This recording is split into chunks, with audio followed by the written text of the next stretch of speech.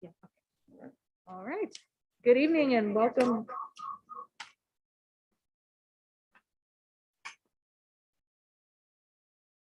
Really good enough.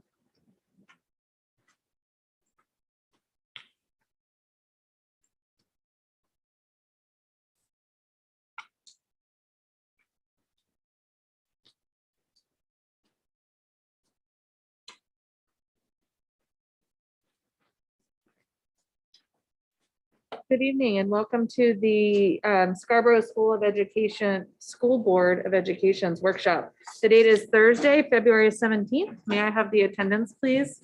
Sure. Mrs. Giftis. Ms. Casalonis. Here. Mr. Kelleher. Here. Ms. Leong. Here. Mrs. Lindstrom. Here. Mr. Peony Huff. Here. Mrs. Turner. Here. Ms. Giftis. And Ms. Bertulia. All right, thank you. Can everybody please join me for the Pledge of Allegiance? I pledge allegiance to the flag of the United States of America and to the republic for which it stands, one nation, under God, indivisible, with liberty and justice for all.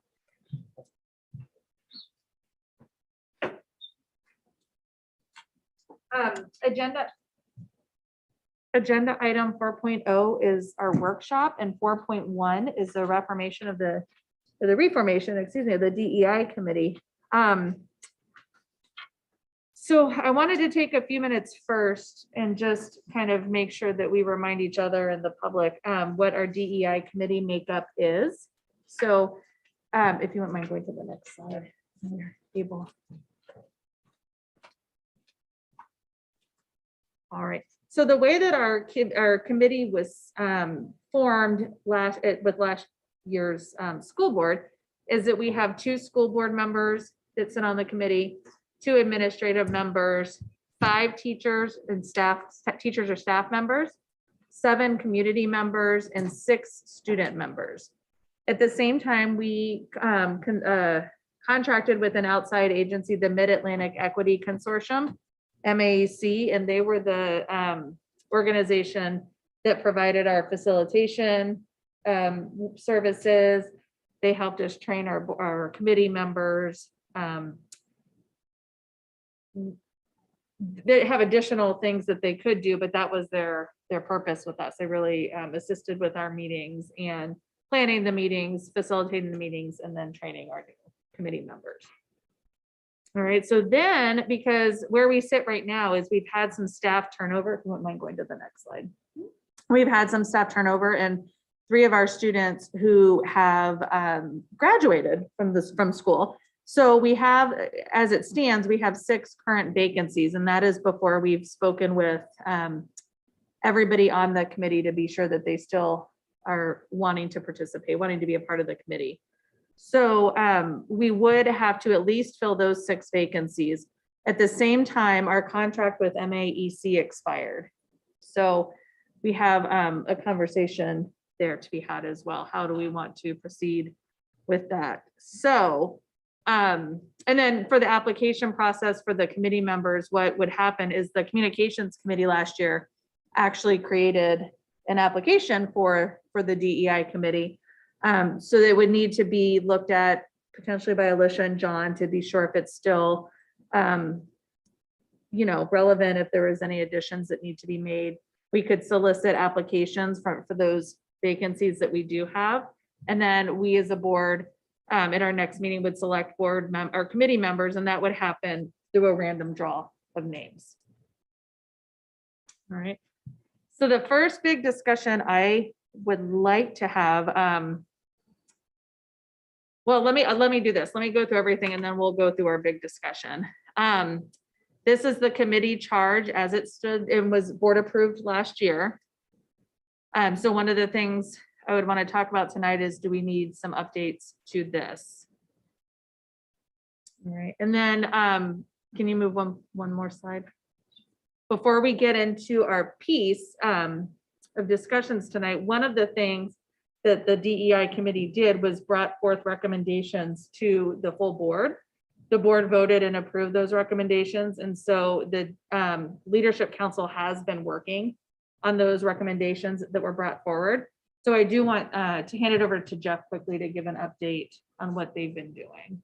Right. So actually at the beginning of the fall, so when we started meeting as leadership council, we talked about setting up within the leadership council itself professional learning teams to focus on kind of strategic goals of the district. So right now we have 3 professional learning teams, one focused on student supports and RTI, another focused on DEI efforts, and then the third, why am I blanking? Oh, on social emotional learning as well across the district. So I'm actually part of our DEI professional learning team that we set up, and we consciously made sure that we had representatives on our team from each phase level, and then also district level leadership. So one of the first things that we did was look at the charge and the mission of last year's Board of Education DEI subcommittee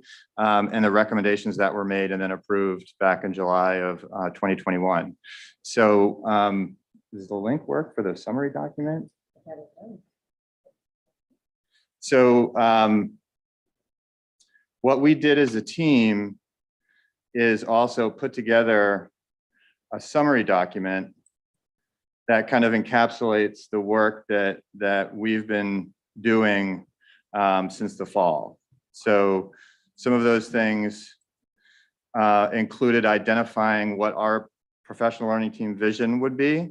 So that's actually encapsulated at the top of this document and is kind of embedded first in Scarborough Public Schools' overall mission to provide a safe and inclusive learning environment where each and every student is empowered to be resilient lifelong learners.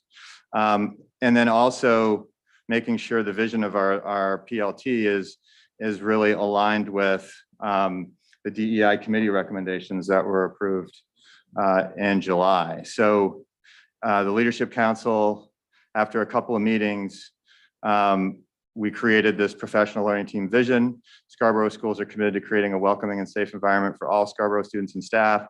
Through our roles as school and district leaders and implementers of district priorities K through 12, this team will promote the goal of diversity, equity, and inclusion for all individuals in our school district, regardless of their identity, i.e. race, gender, age, sexual orientation, gender identity, religion, disability, or socioeconomic status. This summary document also outlines our membership. So myself, Allison, and Kate, Kelly Crosby, Wentworth Principal, Ann Lovejoy, 8 Corners Principal, Jake Brown, High School Assistant Principal, and Dave Courier, Middle School Assistant Principal. So we have representation throughout K-12. And then what we also wanted to do was kind of identify and outline some short-term actions that we're working on as a team. So define and I'm not going to go through each one of these bullets here, but this 2-page document really looks at, okay, what are we doing right now? And then also, what are some things that are happening across the district that we can share and make people more aware of, right? So there's a lot of things that I've seen in classrooms and with teachers and in different schools and with students that are absolutely related to this vision and goal.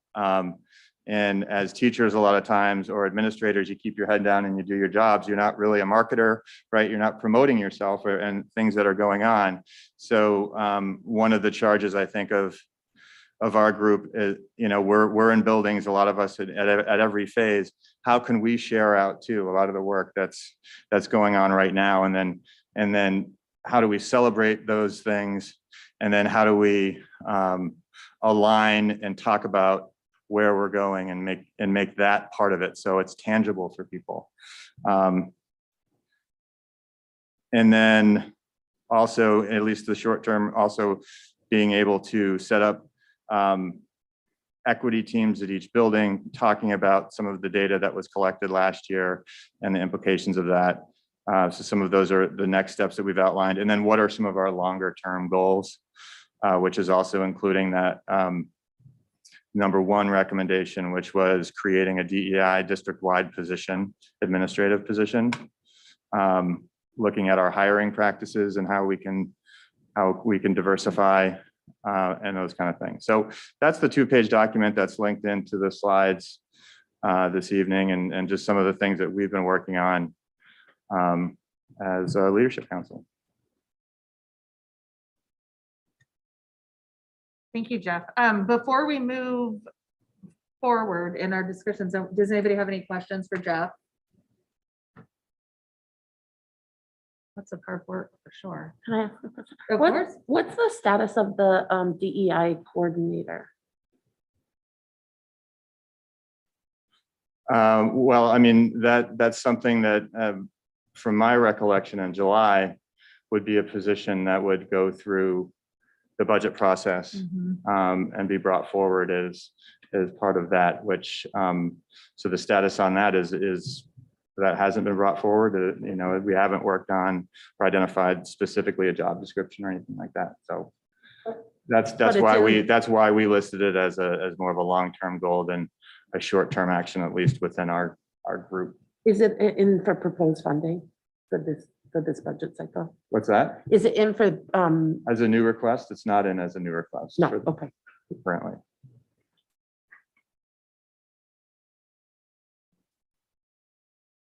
Are there any other questions? Comments for Jeff? All right, thank you for the update. Lots of hard work for sure. All right, so if we, the first piece of conversation that I want to open up the floor to have is regarding our outside facilitation organization that we use. Like I said, we had last year used MAEC and that contract has expired. So what I foresee is that we can either do, I think we have 2 options. We can either allow the board members, which as a reminder is Alicia and John, and administration to facilitate the committee themselves. And as needed, they could ask to bring in outside help. Or we can go back to the drawing board and vet organizations that would help us facilitate, including potentially MAEC again, but kind of go back to the table with that. So I think it's really one of the 2. So I would just open the floor to hear thoughts.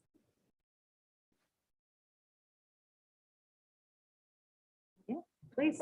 I think after seeing what Jeff just presented to us, I have a lot of confidence that we're on the right path and that they're capable of doing it. That being said, I'm not on the committee, but I think for the time being, I'm okay with the administration and Alicia and John sort of going back and seeing where we need help and bringing it in where appropriate.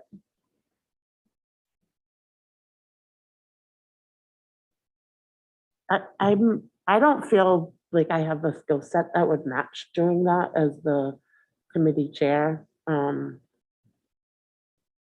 I just feel like it's a very sensitive topic and it's, I think, easy to get in over your head quickly.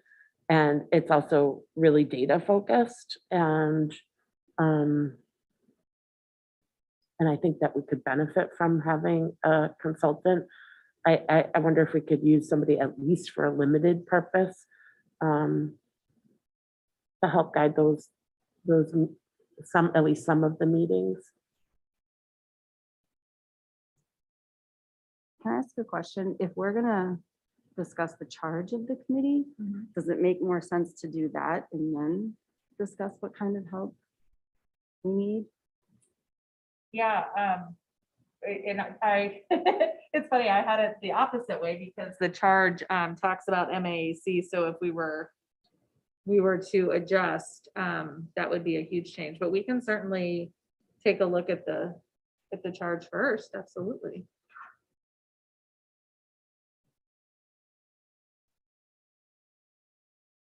I guess I'm just wondering, as we think about the work that Jeff and his team are doing, how does that impact the charge? And is it going to continue to be really data focused, or is that something that administration is handling? And I don't know the answers. I'm just. Right, and that's something we would have to, so the first, let me tell you, I guess, let me lay out the conversations as I see them. The first is facilitation. The second is the norms that the committee adopted last year included one regarding the public participation. So that would be a second question. And then the third is this charge. So when I say this charge, it's looking at things like the first bullet point says that we're going to review data collected from climate surveys, equity audits, and listening tours. And those are items that MAAC was going to do for the district, right? That's not work we did. So we had the climate surveys completed. We did not get to the equity audits or the listening tours. So to Alicia's point about not feeling equipped, that is one area or piece of our charge where I think we would definitely struggle. Yeah, and I guess my question is, are those equity audits something that Jeff and his team are sort of doing in the listening tours? Has that shifted at all where those responsibilities lie? I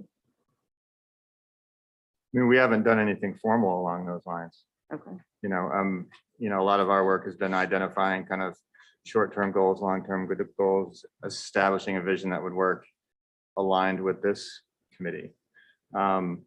And you know, some basic review of data that was collected that's now getting pretty old. I'm not sure, when was the climate survey? About a year ago. About a year ago, yeah. right? So we've reviewed some of that data as part of our meetings. But as far as, you know, and obviously, like I said, we've got administrators in every phase level, but we haven't done any formal listening tours or. Do you think, do you have the same concerns as Alicia about feeling equipped to do? I think the tricky part, like for example, with like a listening tour or just how they've framed those kind of things, being an administrator in the building, I don't know how comfortable people would be in really offering their opinion. You know what I mean? Like it's a little more challenging. It'd be good to have, I don't know, I mean, it could be someone from either outside Scarborough schools, or, you know, maybe someone from a different building or, you know, whatever, but to have an administrator in the same building be the one that's kind of guiding those listening tours, we're probably not getting, you know, the most unbiased data that way. Yeah, yeah. Absolutely. Being honest.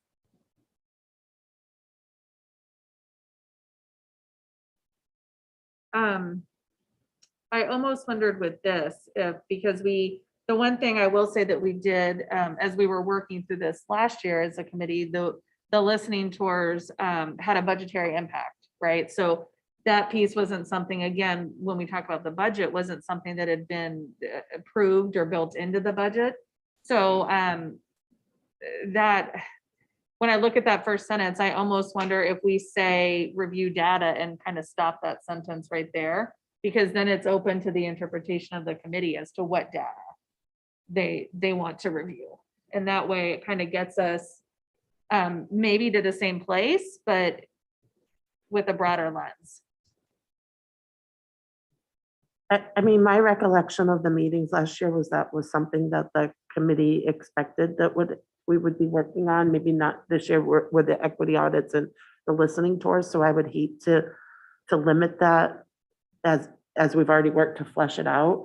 One of the suggestions I would make, I guess, to change the committee charge is to include funding for the initiatives that we're proposing in the committee charge so that we can work towards planning how we're gonna make that happen. So you mean for the DEI committee to come up with like a cost out of? Yeah, I mean, I don't know if it would be the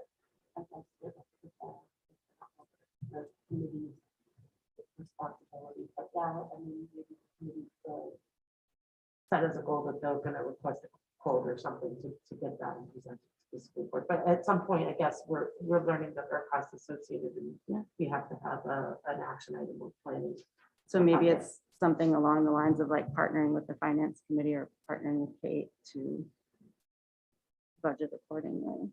Yeah, and that's part of the reasoning that we had to have this group in leadership council too, right? And so that you act as almost like, we would act as almost like an advisory wing in concert with the board, you know, with this board committee, you know, and Kate's on it, so that that certainly helps.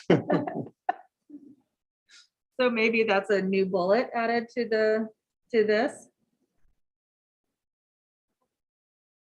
I'd put it as the first bullet because without adequate funding, the rest of this is going to be really hard to attain. Absolutely.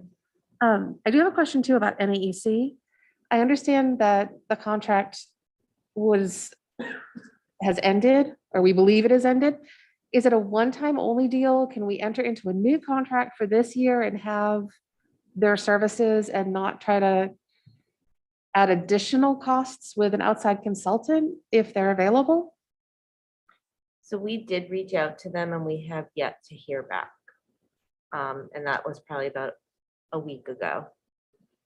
So, you know, as I said to Shannon, whereas they helped us in finalizing the action plan that was approved by the board in July. And then at the district level, we set forth on that action plan. And so my assumption would be that they have established contracts with other districts and are probably heavily immersed in those districts in the same way they were with our district last year. But, you know, I'm still hopeful that we will hear back from them. I certainly, you know, will loop back around, but don't want to be emailing them every single day, right? Not knowing, you know, where they're at. I guess the way I was looking at it more, and definitely don't want you to have to do that every day because Right. that just hurts. But if there's an amount of money, I'd rather the money go to action than to a consultant if possible. I agree. And I think that was the great thing about MAAC, that facilitation work, and that they did conduct the climate surveys for us. They did administer those. All of that was a free service, right? So that was really, really great that we had that available to us at no cost. The equity audits, as I remember, were also a free service. The listening tours is where, to Alicia's point, we would need to work to budget funds for that. I think if we're going to budget funds towards doing that stuff, I would like to see us open up the possibility of other partnerships too, and not just feel tied to the MAEC. We never explored other opportunities. You know, we were in a different place, I think, then. I think we know a little more and can maybe see what else is out there.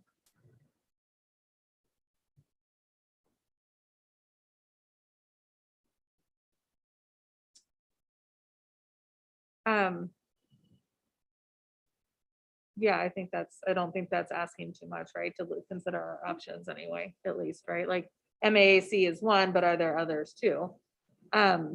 Just like we would vet anything. that we Yeah, were- and the committee might find that an equity audit, the way MAAC defines it, isn't exactly what we need, but there is some other organization that offers something different that lines up a little bit more with what our committee thinks we need to do in this district. And it is my understanding that we have those equity audit tools, because MAEC shared them with us. Whether or not that makes a difference.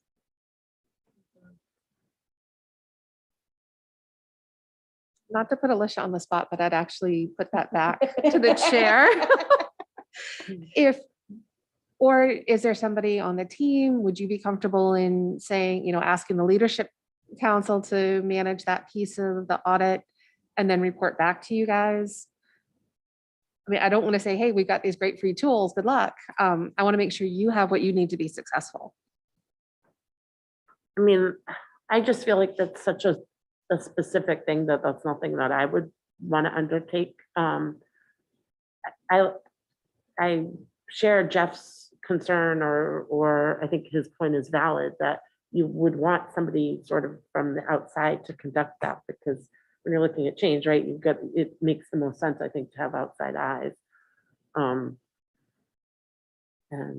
I don't know how that comes about unless if there is a cost. We were really lucky last year to have that free service. It was really extensive, and we were very fortunate. Is it possible, similar to how, like with the building steering committee, we've got incredible experts within our community that somebody might be able to offer their services to help us already in-house? Well, not in-house in district, but in-house in Scarborough.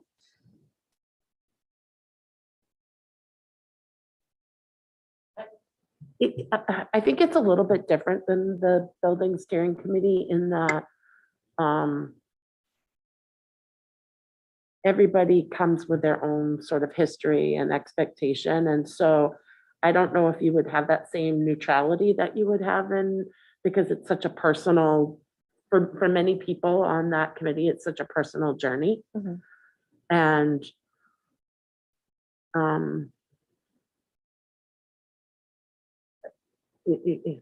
I don't know. I don't know enough about that type of work to say, to be offered expertise on it. But I mean, I just know that a lot of people come with their own history or experience. And so how does that impact your interpretation of the information that you receive?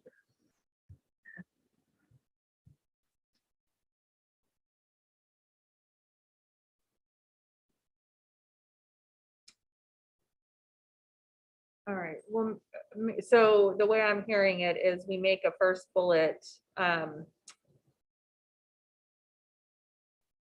That the DEI committee will work with the finance committee to ensure adequate funding or Assess budgetary needs. assess budgetary needs. Okay, so that would be the first bullet. And then I heard that we would leave the second one alone. What about the next three? I'll just say that my recollection of the second bullet was that there seemed to be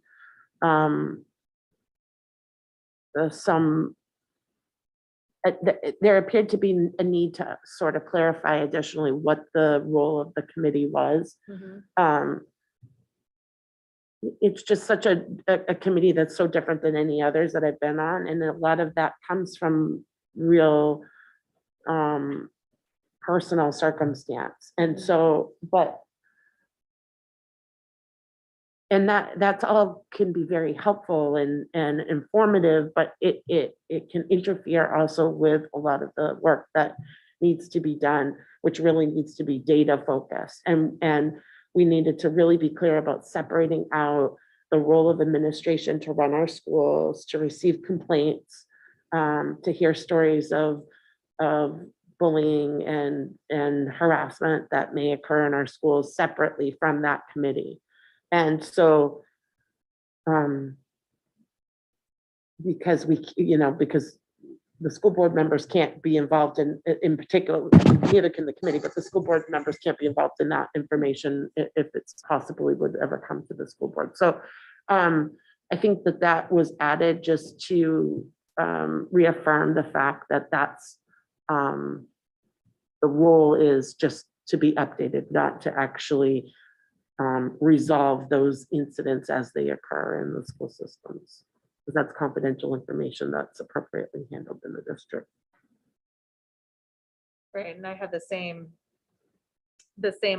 recollection that our boundaries are very different from an administrative's boundaries, right? And we have that conversation a lot as board members, what is our job, what is administration's job? And this was added to kind of, put that boundary there, right? That administration is who handles disciplinary concerns and in situations as they arise.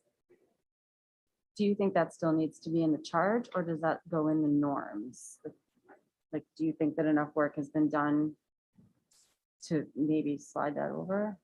No? I would say, personally, I would say enough work has been done with the current members, but we're bringing new members on. So in that case, I would say no. That you still think it I belongs in still the think it charge? belongs here. We spent a lot of time sort of having that discussion. Because, and it's natural. I'm not saying that that's unreasonable for people to have that concern. You have students there that are saying, this is my experience in my school, and we've asked them to sit on a committee to address those issues. And I think it's really natural that they look to that committee to want to resolve those issues. But systemically, that's can't happen. That's not the role of that committee. And so for me, I think it was frustrating to not have that guideline initially. And so I think it just to maintain it really clearly from the beginning.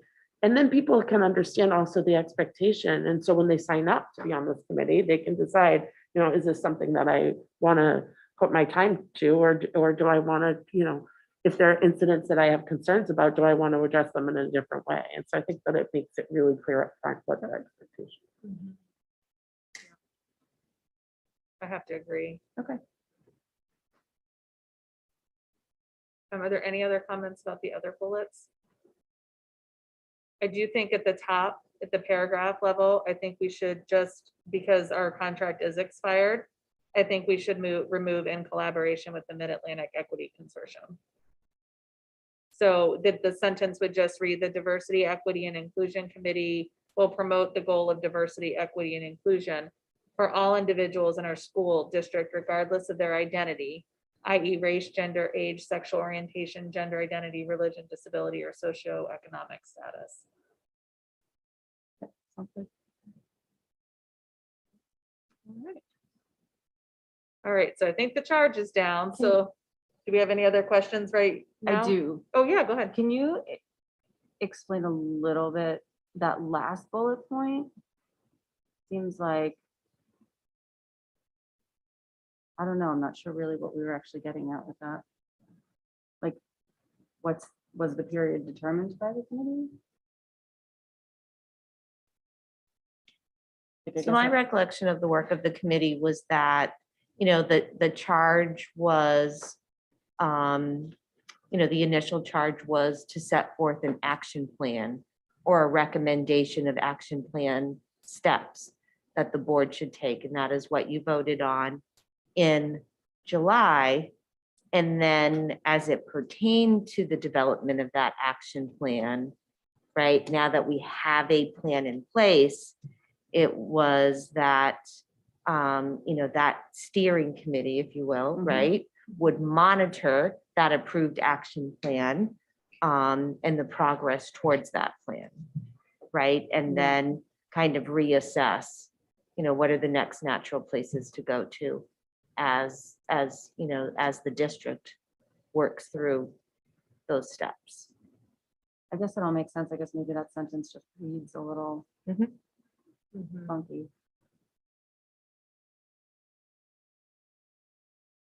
So you thinking to reword it? We don't have to. I mean, it makes sense. I just think it reads a little funky. Yeah, I think Yeah. that piece in the middle for a period to be determined by the committee Yeah. was left as such because at the time of the inception of the action plan, it was hard to know, like, what should that check-in time be, like every Yeah. how often, right? Mhm. Because our action plan is a sizable action plan. You know, as Jeff outlined, Yeah. you know, this leadership team that's involved in this work, you know, that it's multifaceted. And so, you know, what would be helpful in terms of that check-in for progress, Mhm. right? Because the DEI committee is kind of supposed to serve as like an oversight body, right? They developed some action plan recommendations. You all, you know, put those into place as you saw fit. And now those things are happening. And so it's really a matter of how do you establish that timing by which, how often should that team be coming back together to hear what that action progress is and to make some recommendations and work through what are some next steps Yeah. as we achieve some of the originals. Yeah. So in Um, terms of a charge, do you think that middle chunk can just come out and the committee can just determine what that looks like? Because it might be different year to year, right? Or those list of recommendations that are outlined aren't set in stone either, right? And Right. so Mhm. that would be part of the committee's charge, I would think, is to revisit those, Mhm. revisit the action plans and recommendations based on how it's going. Yeah, so maybe it is just monitor action plan progress to ensure that the steps or action steps are in line with actual needs. Right. Does that seem? Good, all right. All right, any other questions on the charge? All right, so let's go back to facilitators. So what I'm hearing is that the comfort level, based on our experience here, would be to have a facilitator that or an organization that helps facilitate the committee and meetings. So it sounds to me like, unless I hear otherwise, that we would potentially be looking, you know, kind of going back and looking to see who's, you know, who and what organizations are available to us to help, which may or may not include MAAC, right? Because to Diane's point, we haven't heard, so we don't know what their availability even is. What we know is that our contract expired, so they may have moved on to others, and we might be forced to find another. Any comments or thoughts on that? I guess I'm wondering from Alicia and John, like, do you guys think you can get through a couple of meetings with that committee so the committee can sort of see what type of help we need, what type of an organization you would like to look to? Or is that asking? No, I mean, I'm happy to do what I can do. I do think that some of the norms were, at times we could use help from an outside facilitator last year. It was my perception. I don't know if that's a perception shared by Diane and Shannon, but I thought that that was something that, you know, it was tough, a tough conversation. Yeah, I mean, I don't want to send you guys in feeling into a bad situation that doesn't feel like it's going to be productive to you.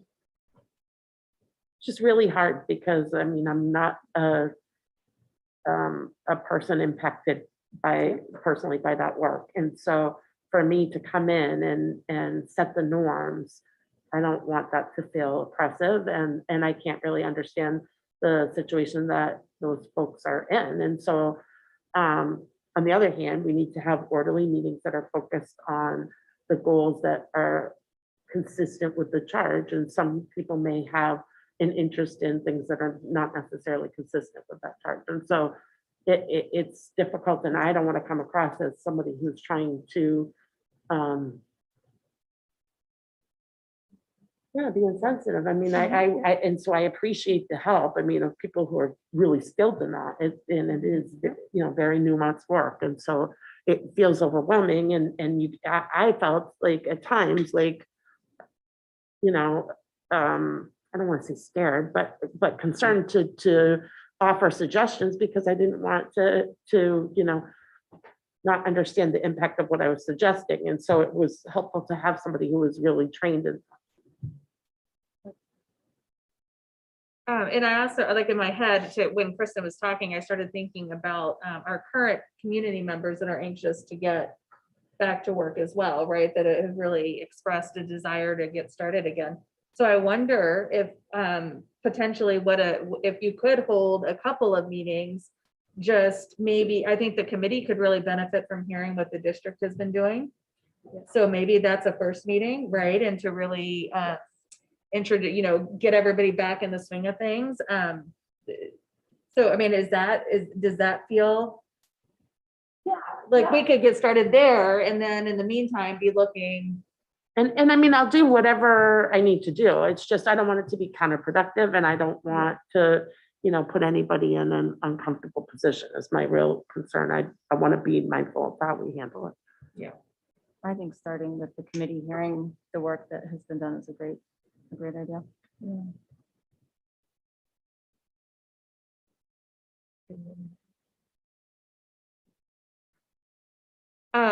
All right, so we'll do that. And then in the meantime, I guess Diane and Jeff, if you have ideas as to other organizations that could facilitate and help, can we start putting those together? All right. The third piece is the norms that Alicia alluded to that were developed in the committee. One of them, and one we need to talk about as a board, is the fact that meetings were not open to the public. So when I say that, that meant they weren't recorded and they were not public, the doors weren't publicly open. So it did run a little bit different, if you will, to comparative to other meetings, right, where we record and we have the availability for the public to attend. So as we go forward with this next year, is that something we want to revisit? Meaning, do we want to allow the public to attend these meetings? I feel very strongly that the public should have some access. I don't care if they're recorded or not. I think this is work that impacts everyone in our district and in our community. And I again, feel very strongly that the community should have access to these meetings. I understand, I don't want to be insensitive either. I understand the challenges why the choices were made, but I think moving forward, they need to be open. And if we find that there's a need for a smaller space that isn't public, that can be a subcommittee of a sort.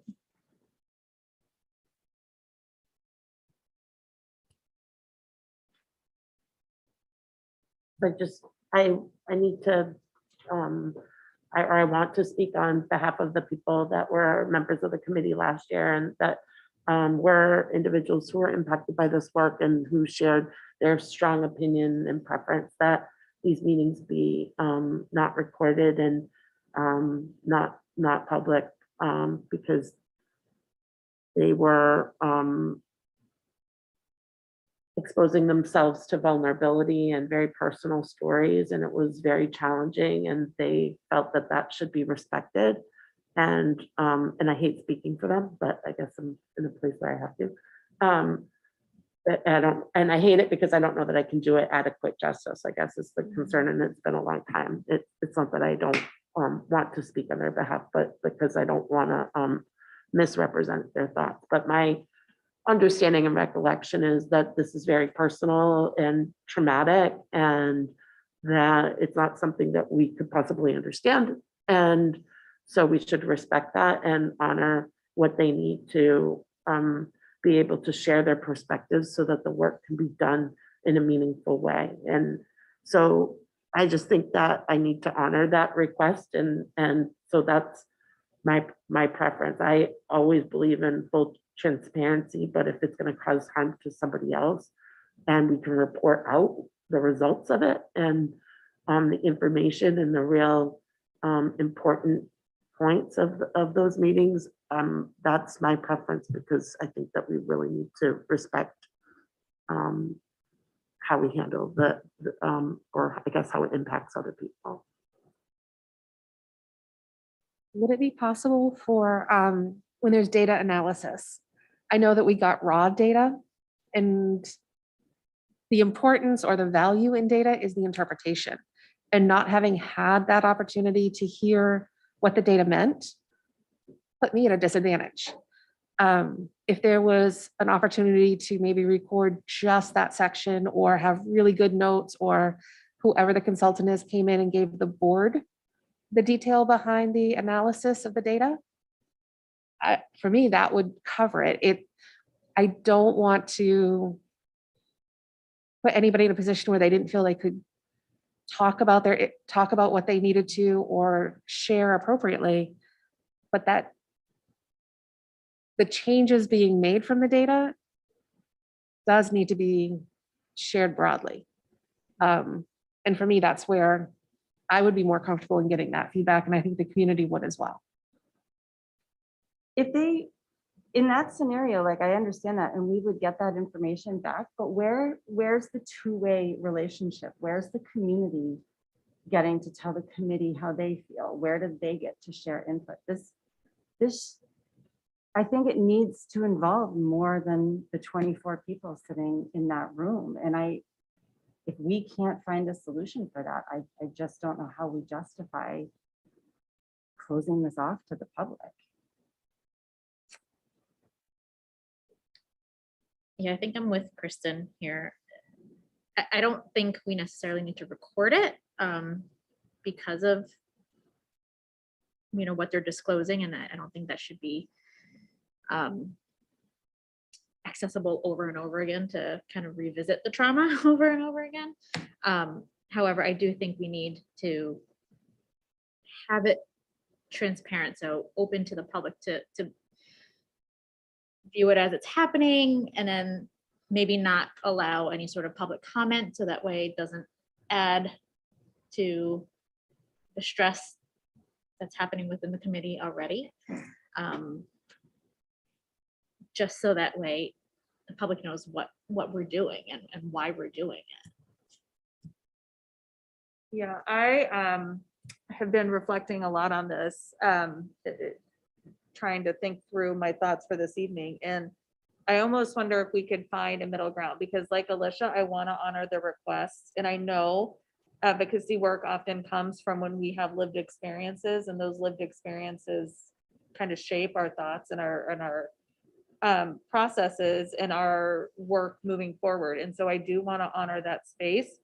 But I also know, to Leanne's point, we were not great at meeting minutes. We were not great at making sure that data was available for everybody to see. And so I can understand why Leanne would feel at a disadvantage when we would go to discuss something moving forward.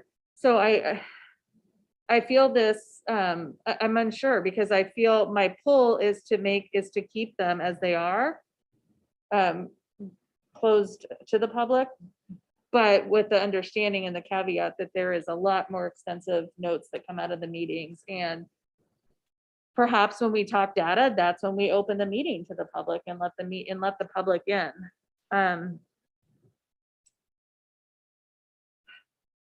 So that's where I am. I don't know, any other thoughts? Yeah, I agree with you. I think that to Alicia's point, that if there's times where students are people are sharing things that have happened to them, that the public doesn't necessarily need to hear that. But there may be things that would be really beneficial for the public to see.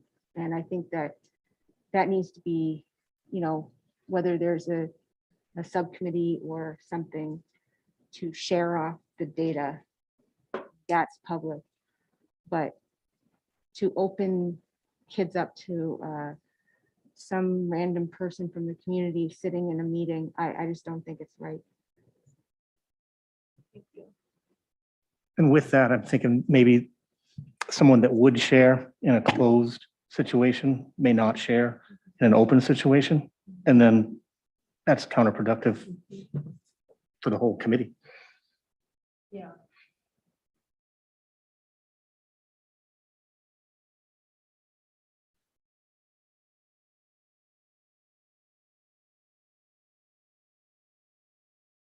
All right, so I think what I'm hearing is majority thinks to leave it as is, but we extend the data and we extend the minutes. I wonder even if it's helpful if there's somebody at every meeting that is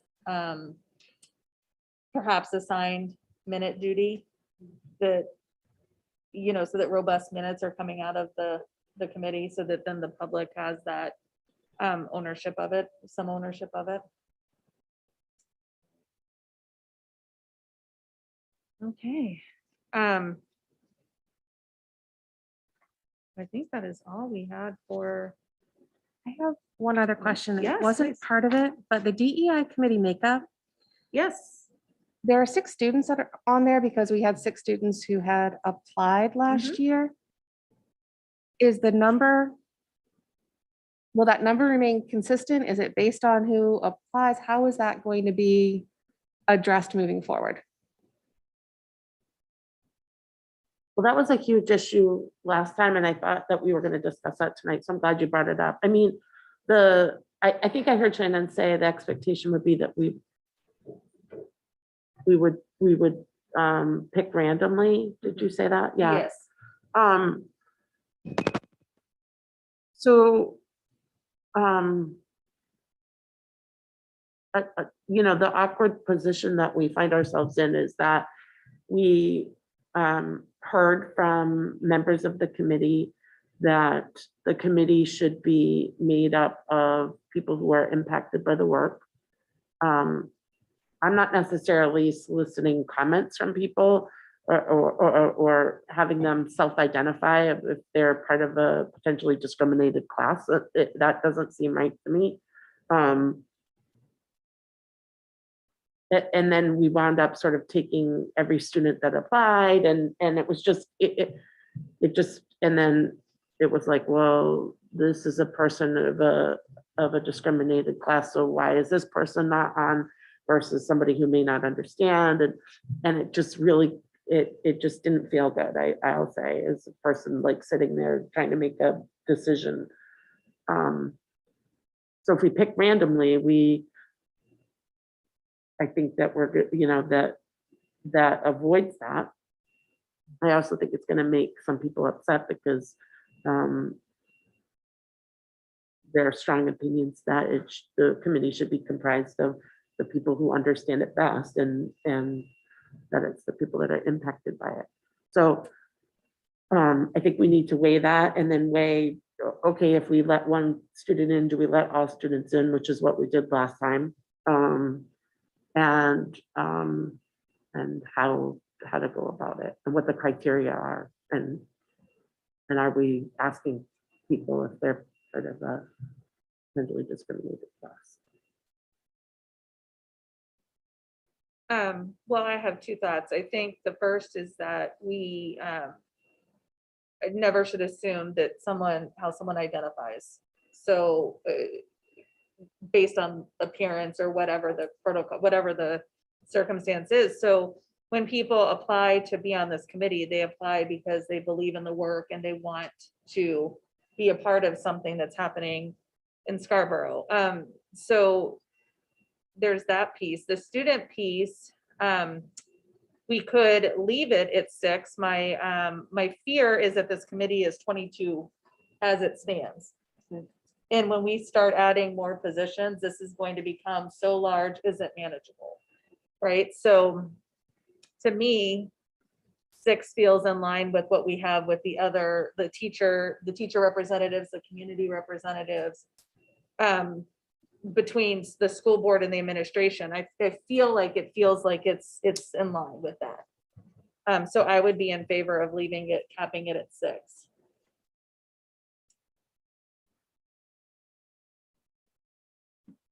I agree with capping it at 6, but can you speak a little bit about my understanding is we don't really have a choice but to randomly select.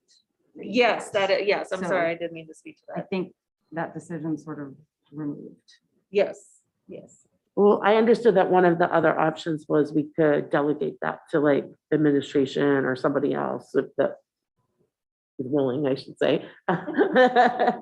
Yeah, it's either that we draw randomly out of a hat or we delegate to, I believe it would be the 2 board members. I'd have to verify, but I think it would be the 2 of you. It couldn't be more, but. Well, in that case, it should definitely be random. I think, I think the randomness, the fact that we draw out of a name seems the fairest to give equal opportunity to everybody who wants to be on the committee, who's applying to be and to serve. When are we making these decisions? Like, this is our workshop. Are we voting on this or what? What's the plan for proceeding? I don't, well, the next step, I think for you and for John is I think that setting up a next meeting for the committee where you hear from Jeff about what the district is doing. And you also want to verify the current committee members if they want to continue serving. And once we have an accurate number of vacancies, then we can look at the application, go forth with it.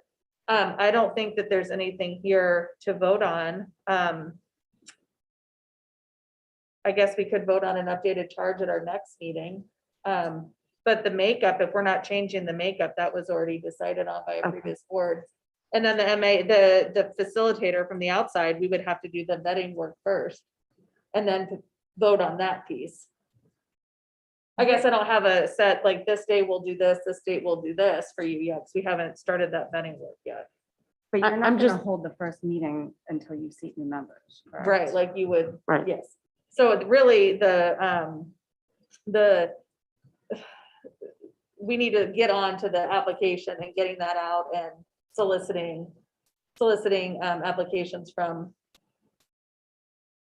the areas where we have vacancies. Okay. I think that application though can go in the trash. It can just be, if we're just randomly selecting that last application was a lot more detailed. Yeah, I did ask questions like, why did you want to serve on the committee? So we don't necessarily need to ask those if we're, to your point, if we're going to do the random draw, we made our decisions a little bit differently last year. Well, and so I was asking just because I know that the members of the committee had strong opinions about that last time and we had solicited, or I had sent out an email soliciting their input after listening to the workshop tonight. And so I didn't know if this was when we were making that decision about how we were gonna pick members or if we were gonna consider their input if they had any or what, and then how we were gonna come to an ultimate conclusion. It is my understanding of the legality of how we operate as a board that we can't, it's one or the other. So, I mean, I'm happy to hear what the committee members have to say about how we select members, but we're kind of bound. We don't have a lot of wiggle room there. Is the 7 community members hard and fast? Like, I mean, it seems like this is about students and there are more community members. I guess I don't really understand that. We could change that, but don't forget that the younger students don't have any representation without that community. Oh, that's true. You know, so there might be parents or. Okay.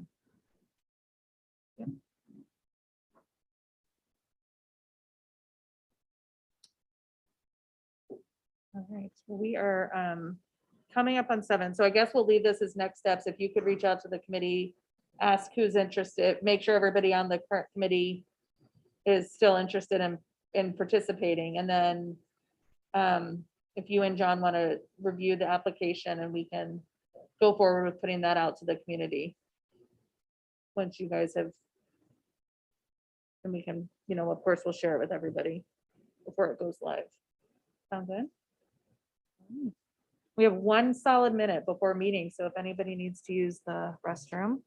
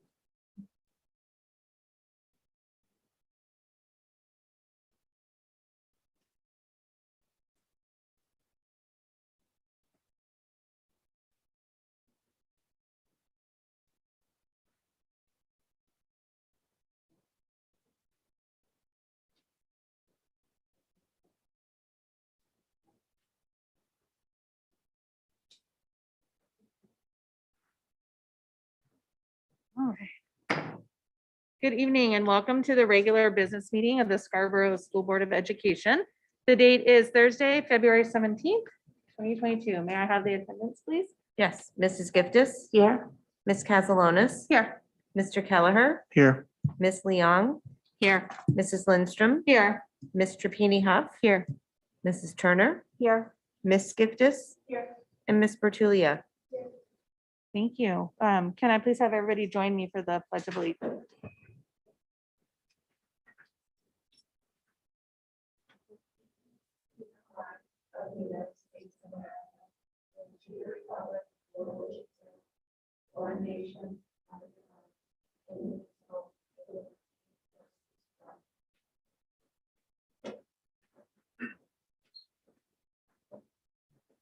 Thank you. Agenda item 4.0 is adjustments to the agenda. I do have one adjustment. The agenda item 9.4 is a motion to approve a board resolution, and we're going to remove that from the agenda as the resolution has been withdrawn. Are there any other adjustments today? No other adjustments? All right. Agenda item is 5.0, which is public comment on agenda items. Is there anybody here wishing to make public comment this evening? What we can do, you're welcome to, we can form a line over here. What I'll do is I will intersperse just, so you know, we've gotten some emails and I've got some people on Zoom that are also wanting to make comment. So I'll kind of intersperse between. But for everybody who is wishing to make public comment, please address your comments to me as the chair. Please state your full legal name and your address before you begin speaking, and then please limit yourself to 3 minutes. Okay, so thank you. Can you hear me? Yeah. All right. Hello, my name is Colby Shumway, and I'm a sophomore at the high school, and I live at 5 Memory Lane. On March 13th, 2022, it will mark 2 full years since our education has been affected due to the coronavirus. I speak to you tonight in hopes that you will remove the mask mandate for our schools. To start, Scarborough Schools has a vaccination rate of over 90%. This gives many people in the district protection from COVID. Vaccination is important at reducing severity of disease, and the vast majority of people within the school district are now protected from severe disease. Additionally, cases have also declined greatly over the past few weeks within the district, which shows there are not as many COVID positive kids in the schools. Scarborough has also invested in an HVAC system and can easily ventilate the schools well, which cuts down a great amount of not only COVID transmission, but other diseases too. We can also crack open windows to get fresh air into the school. I believe personally for myself and many others that masks have had an extremely negative impact on my learning. They make it hard to see facial expressions and understand people well, and they are also a distraction as it's hard to focus and keep it on for 8 hours a day. To top all that, recently, the Maine DOE suspended contact tracing regardless of mask guidelines. I know a big reason to have a mask mandate was because schools with universal mask mandates did not require contact tracing. Now that would not be an issue if we went mask optional. I think now would be a perfect time to remove this mandate as the school district has an extremely high vaccination rate, which seems to be the main metric for removing masks, and cases are continuing to drop week after week. Removing these masks would also make kids very happy, and I am sure many younger kids will be happy to experience normalcy again. The last year many of us students had a fully normal year was 2019, when I was in 7th grade. That's 3 years since we had a fully normal year. With high rates of vaccination and good ventilation, which we have, this makes the schools extremely safe on their own, and these two factors also have very little downsides, unlike masks. Also, if masks are optional, that would not mean people would be forced to not wear masks. There is still that option for people who feel the need to protect themselves if they find it necessary, just like there is an option to wear masks for people when they are out in the community. Overall, I hope you remove this mandate, and I thank you for all your time and hard work that you put into this issue. Thank you. You come ahead and then after you, I'll take a pause before I come to you. Thank you. Good evening, board members. My name is Katya Zenko. I live at 32 Orchard Street, and I have 2 children in the Scarborough schools. The negative health and emotional impacts on children wearing masks have been well documented. Also recognized by most is that children have been minimally impacted by COVID, yet we're making them wear masks all day when a lot of adults, when given a choice, go about their lives without masks. And the key word here is choice. Unfortunately, like the common cold and the flu, it looks like COVID will be with us for the foreseeable future. Are we going to mask our children indefinitely? Mask wearing policies at school right now are in contrast with what happens outside of school. We can take our children out to a restaurant, we can take them to the store, other activities, all without a mask. And sports stadiums across the country are filled with tens of thousands of people with very, very few masks in sight. Almost all of them adults. So why is it okay for adults to go without masks and not for children? And from what I understand, there isn't a state of Maine, a Board of Education mandate regarding mask wearing at schools, and it's been left up to individual school districts. And for our wonderful town of Scarborough, the decision regarding this matter has been left to you. You have the choice. You have the choice to give us parents the choice to decide what we think is best for our own children. I very respectfully ask you that you make the masking optional for us and for me and for all the parents in Scarborough. Thank you very much for your time. For those that are participating on Zoom, I see some have their hands up. I'm going to promote. Can you please promote Michelle Shep to the panel? Michelle Shep, I'm going to promote you first to speak.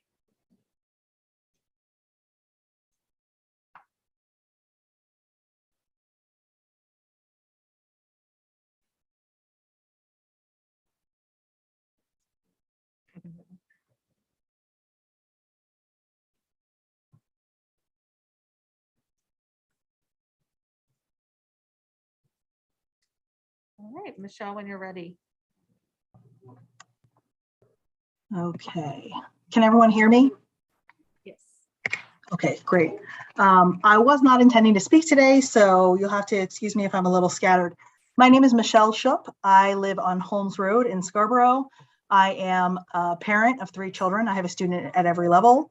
I am a teacher, and I was on the DEI committee last year.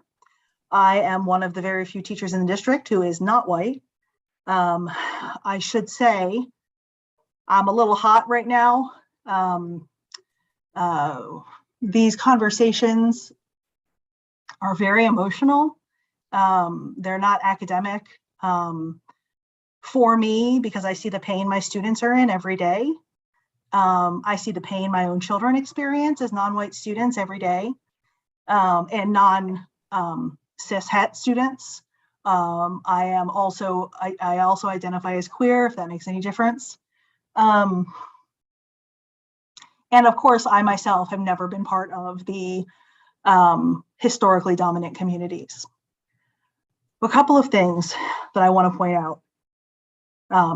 First of all, I want to applaud Alicia for identifying that any kind of public nature of the DEI committee meetings would be deeply harmful and would result in a lack of genuine disclosure. Thank you for voicing that, Alicia, on behalf of the historically excluded communities who did in fact participate in the DEI committee last year. It will cause harm. One of the options I can see, like just off the top of my head, having heard this conversation 20 minutes ago for the first time, was we could have reporting members. I'd be happy to be a reporting member. I'm very used to having my trauma commodified, so kind of used to it. I'd be happy to come in and be a reporting member. I also want to say trauma is not a two-way relationship. Victims experience trauma. And so I realize also that sometimes we say things that we're not quite really meaning to say or have it taken in a certain way, but the idea that certain things relating to the people who are on this committee and things they're sharing is like a two-way conversation, it's not really. If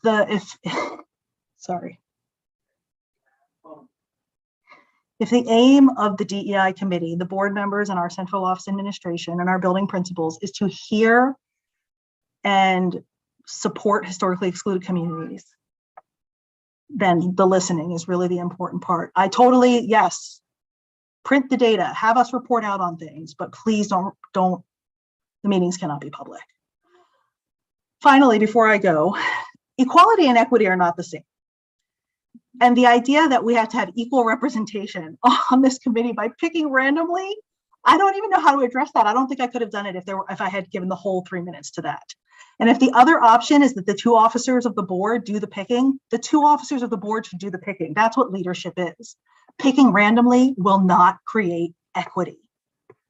Thank you. Thank you, Michelle.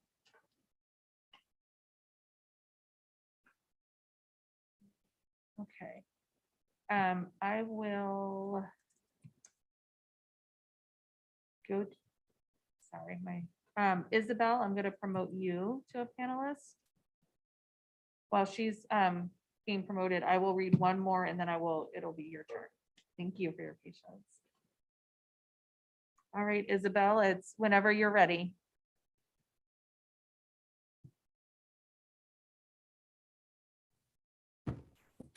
Hi, my name is Mackenzie Stimson, and I am I'm a senior at Scarborough High School, and I'm the current treasurer of Civil Rights Club. And I was also a student member of the DEI committee last year, one of the only 3 seniors that remains on the DEI committee. I'm here making this speech in conjunction with Isabel Liu, who is the current president of Civil Rights Club and also a member of the DEI committee last year. As a collective, the Civil Rights Club would like to extend a few thoughts regarding the DEI committee. We acknowledge that our administration, school board, central office, and building leadership team has made strides towards non-racism. In this speech, we want to highlight the distinction between non-racism and anti-racism.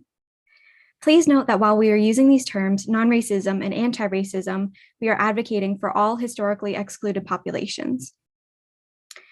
Non-racism is the absence of action. the absence of actively engaging in the anti-racist work in the community, the absence of reaching out to those marginalized, the absence of communication to the Diversity, Equity, and Inclusion Committee, a committee designed to take action. Anti-racism is centered in action. The action of communicating with members of the DEI committee, the action of educating students on racism, and most importantly, taking action to protect our students daily. We, the students of Scarborough Schools, need anti-racism.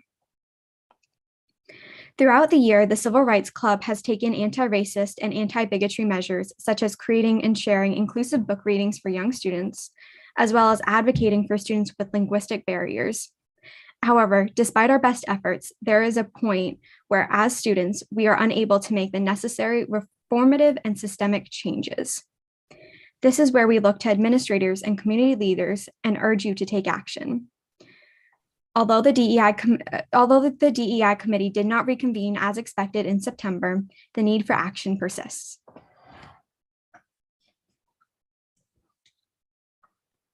We recognize and support the work that the DEI committee accomplished last year during the time that they met. And we believe that the list of suggestions sent to the Board of Education were a very good start, a first step to the structural and reformative change that Scarborough Public Schools needs to see. However, with the cessation of the DEI meetings, it has felt like the problems that we as marginalized students face every day have been pushed off to the side and ignored. Despite continuing to face discrimination every day at school, we feel invisible to the school leadership, and these problems need to be addressed. We urge you to create a process in which new students can apply to be on the DEI committee. The 3 student representatives who are currently a part of the committee are all seniors and will be graduating in a couple months. Fortunately, there are many tenacious student advocates from various historically excluded populations who would love to move into the work in the future. Action cannot be taken for us without us, and the voice of the student body is essential. We strongly urge efficiency and speed in finding facilitators and overall reconstruction of the DEI committee so that we can get to work as soon as possible. And we would like to see a plan in place and a date determined as soon as possible for the committee to actually meet. In terms of public attendance at the meetings, allowing for public attendance will absolutely destroy any sense of a safe space for the members. As a student of color on the committee, it would restrict members of historically excluded populations from being vulnerable and open during discussions. And there are many students who would simply not participate because they feel unsafe having these discussions in the public eye. It would also be difficult to open any particular part of the discussion to the public because the conversations about data and personal experience often bleed together. And the DEI committee would be losing immensely valuable resources in these students and their stories. There are many safer ways of including the public and including transparency. The emergency never stops for us. And lastly, we would like to leave you with this quote by BIPOC writer, speaker, and activist Ijeoma Oluo. Quote, "The beauty of anti-racism is that you don't have to pretend to be free of racism to be an anti-racist. Anti-racism is the commitment to fight racism wherever you find it, including in yourself. And it's the only way forward," end quote. We hope you take our words into consideration. Sincerely, the students of the Civil Rights Club. Thank you. Thank you.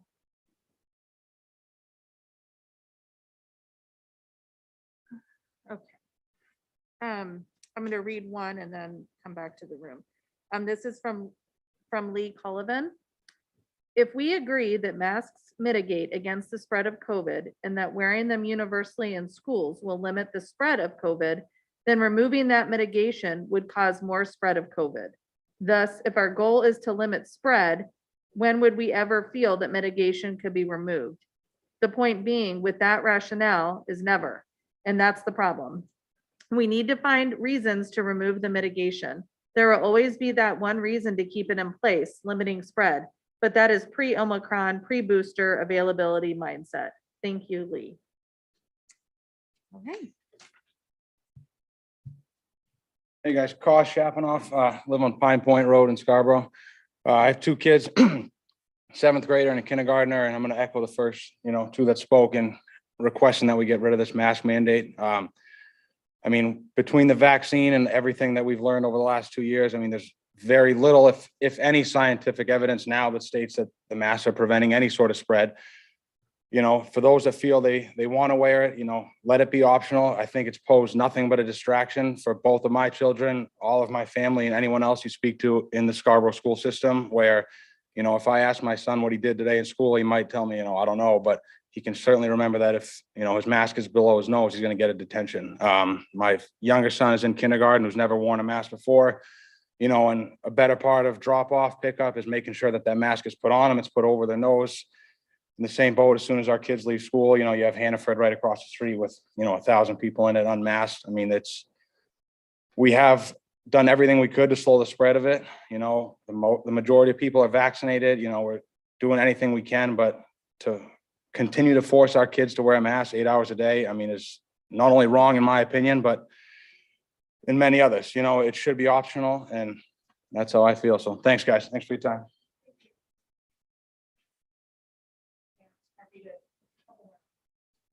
All right. This one is from Sarah McGrain. Good afternoon, Board of Education.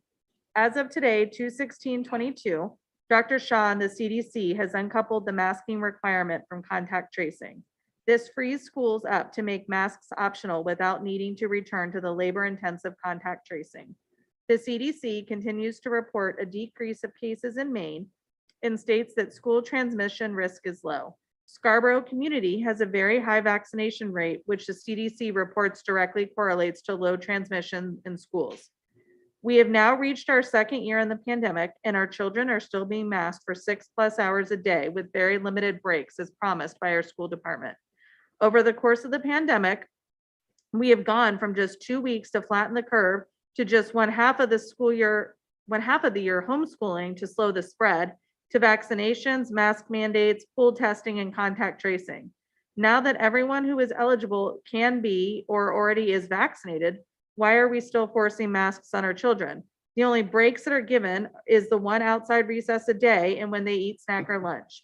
Wearing masks for the long periods of time and seeing others wear masks can damage people physically, emotionally, and psychologically. Children are even more vulnerable to this damage. I am very concerned about the effects of these mandates on our children's mental health. Often the effects of such trauma are delayed. The mental health crisis in this country has escalated significantly since the pandemic started. Our children have suffered enough, and they should be able to share their smiles and breathe freely. 6 to 7 hours of masking a day, 5 days a week is far too long for children still developing to be masked. The case counts are down. There is a vaccine for those who choose that route, and the recovery rate for COVID-19 remains over 99%. Schools need to now be focusing on healthy lifestyle choices like getting vitamin D, enough sleep, movement, peer connections, proper nutrition, and limited screen time. In closing, my children's grade 1, 3, and 6 would like to share their plea to make masks optional. My 3rd grader who once loved school now dreads going to school. He finds it hard to make connections with teachers and peers since anxiety is high in the school setting. He cries at night because teachers used to love seeing kids smile, and now every day they hear, "I don't want to see those noses." Imagine how it feels to be in their shoes. We have seen state after state change their mandates and move away from masking in schools. Maine already has left the masking decision to each school district. Please let Scarborough be a leader in this effort. Thank you, Sarah McGrain.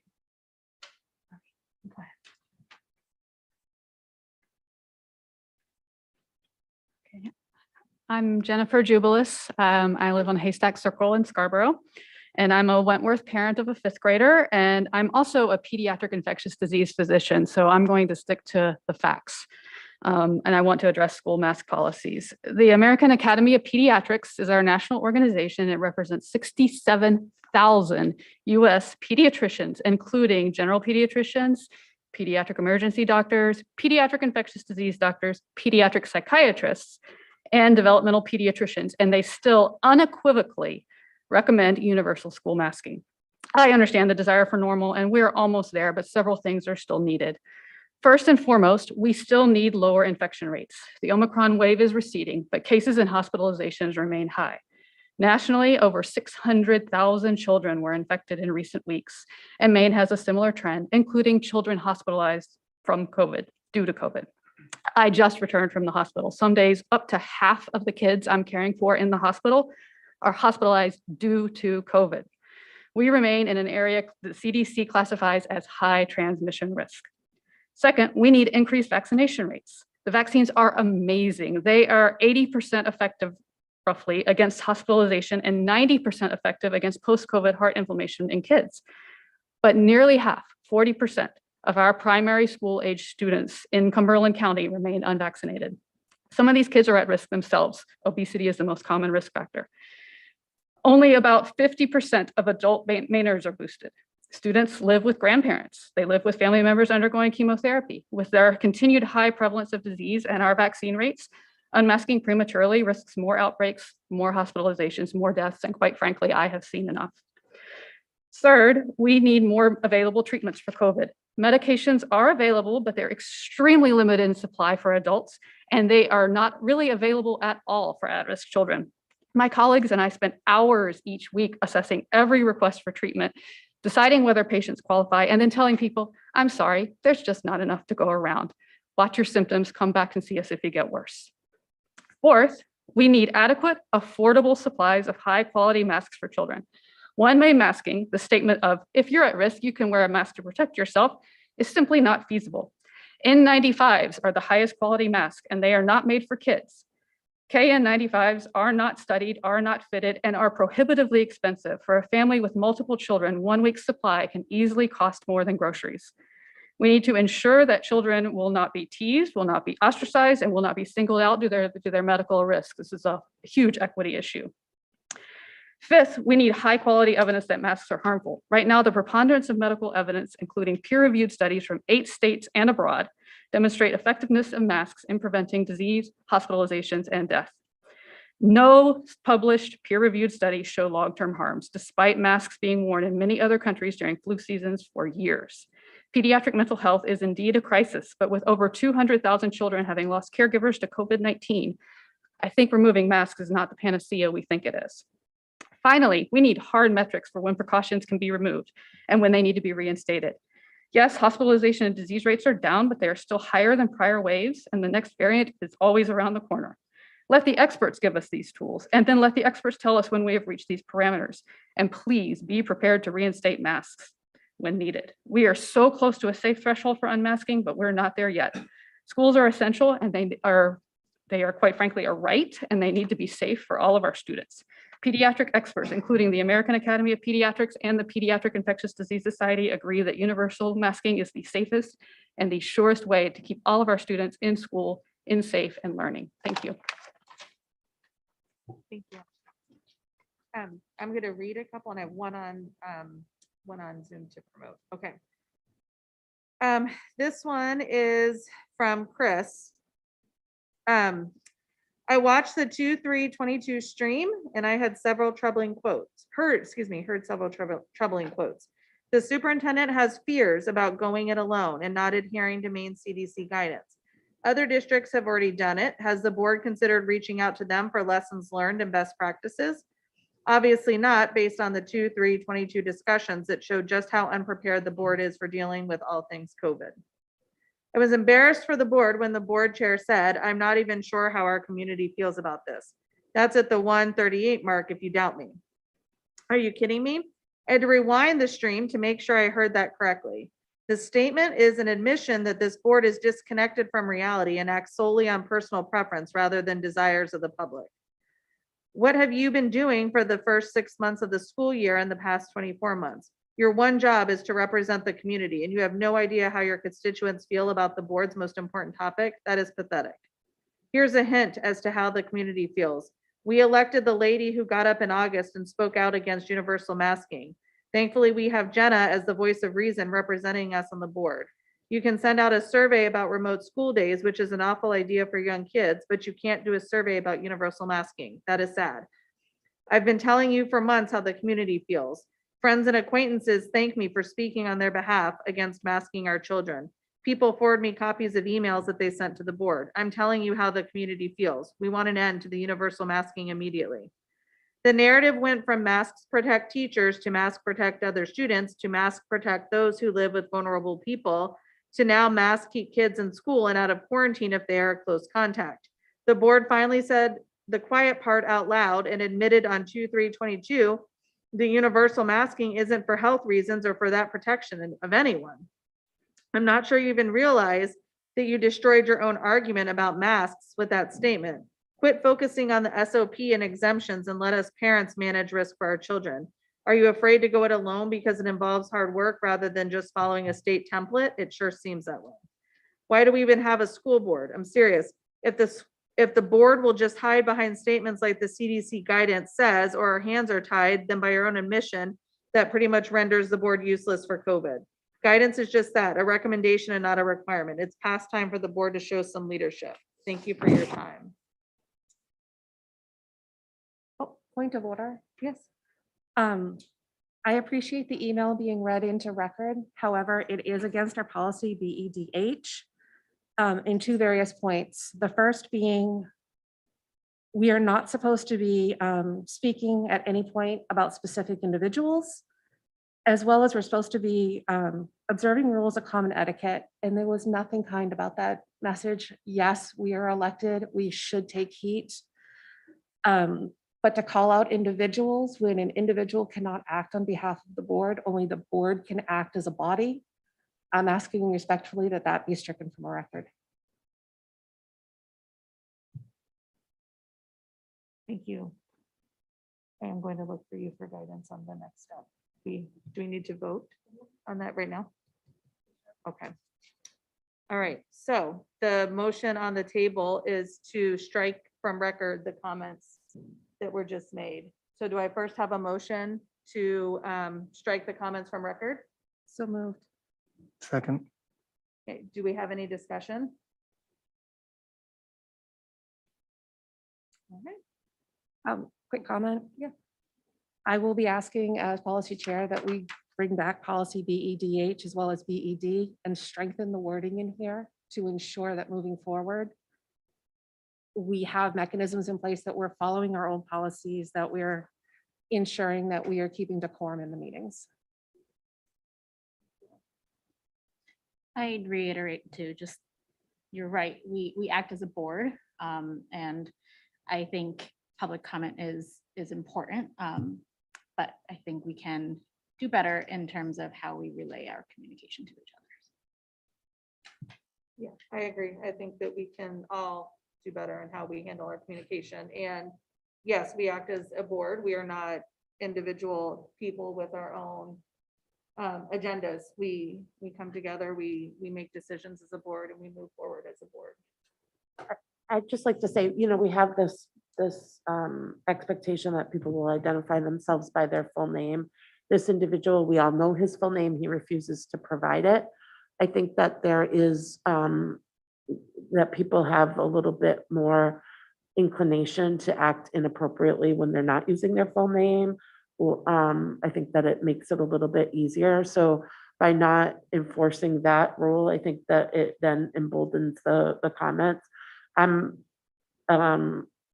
I think that we could do better, but I'm in favor of public participation and public comment. So, I mean, I would not support striking it from the record, but I do think we should consider the impact that not enforcing the expectation that people identify themselves by full name, how that impacts people's comments.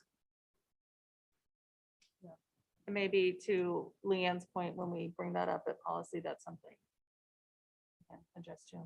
Okay, so we're all here. So, well, first, is there any other comments or questions? Yeah, I oh, want to sorry. say that I agree with Alicia. I'm not really comfortable striking it from the record. I think it's sort of on us to maybe start enforcing our own policies a little bit more and setting expectations.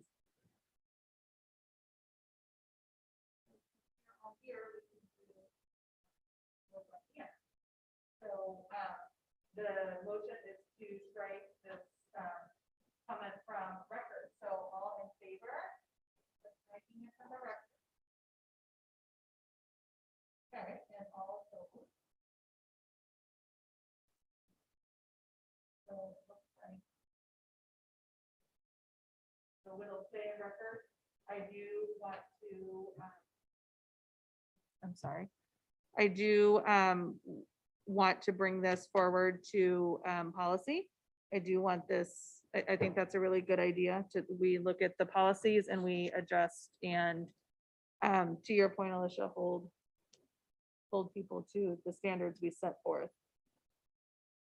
Sure. Thank you, Leanne. Okay, so I'm going to promote the one. So Joanna Wallace, I'm going to promote you to panelist. And I'll give you just a second to come on.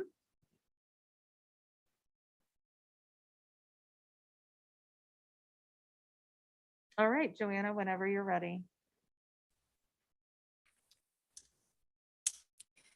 Thank you. My name is Joanna Wallace. I live at 29 Burnham Wood Circle in Scarborough. And I have a kindergartner and a third grader in Scarborough schools.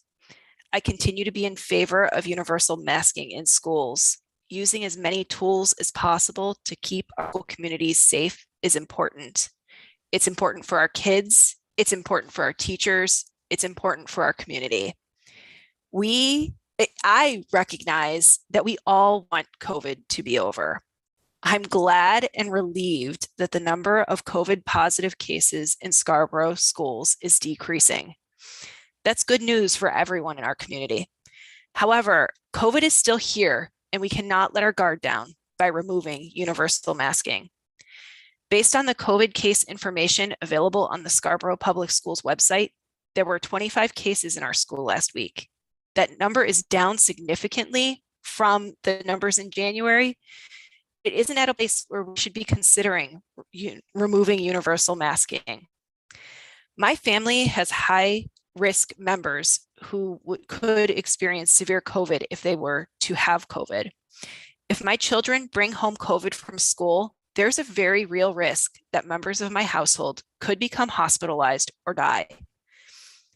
Even if my family were lucky enough not to be worried about COVID impacting us personally, with COVID being transmissible before symptoms begin, from a community health perspective, I wear my mask so I don't impact someone more vulnerable than myself. As you hear differing opinions on masking, I ask you to think about the most vulnerable inside our schools and by extension, our community. Those who are vaccinated and boosted, the Omicron variant is mild for most people. However, not everyone has a strong immune system and not all cases are mild. Schools are supposed to be safe. Universal masking helps keep the school community safe. Truly, I'm jealous of the families that are able to return to normal activities. For 2 years, my family has been very COVID cautious because we cannot take the risk of bringing COVID home. This means that the only indoor places my kids have been are schools and the doctor's office where universal masking is expected. We've not seen family members indoors for years. We cannot risk giving COVID to my stepfather who is undergoing cancer treatment. We can't risk giving COVID to my mother who works in a nursing home. From my perspective, to remove the universal masking, COVID needs to be decreasing, vaccination rates need to increase, and COVID treatments need to be more prevalent. For masks to work, they need to be worn by everyone. I'm a certified industrial hygienist. My job is to provide guidance to keep people safe and healthy at work. N95s, the gold standard for masks, are not available in child sizes. The reason being, N95s were designed for workplace use, and thankfully, our children don't need to work in a place where N95s are necessary. However, if universal masking were removed, my children would need to wear N95s, which aren't available to protect them. Scarborough schools rightly have rules in place to prevent those with food allergies from being exposed to those foods at school. Both of my children have classmates with peanut allergies, and families were instructed at the beginning of the year not to bring snacks or foods containing peanuts into the school for the safety of those with severe allergies. Families aren't given the option to choose whether or not they can bring the peanuts to school.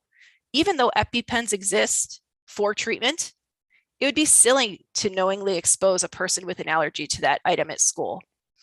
At this time, removing universal masking in our schools feels like the equivalent of letting families choose whether or not to bring peanuts into the classroom, knowing there's a child with an allergy. For my family and others in our school community, being exposed to COVID could have an equally dramatic effect. School vacations next week, as everybody knows. Historically, the number of COVID cases in schools increases significantly after breaks and lasts for a few weeks. Let's keep the universal masking in our schools to keep our most vulnerable population safe. Thank you for your time. Thank you. All right, thank you for your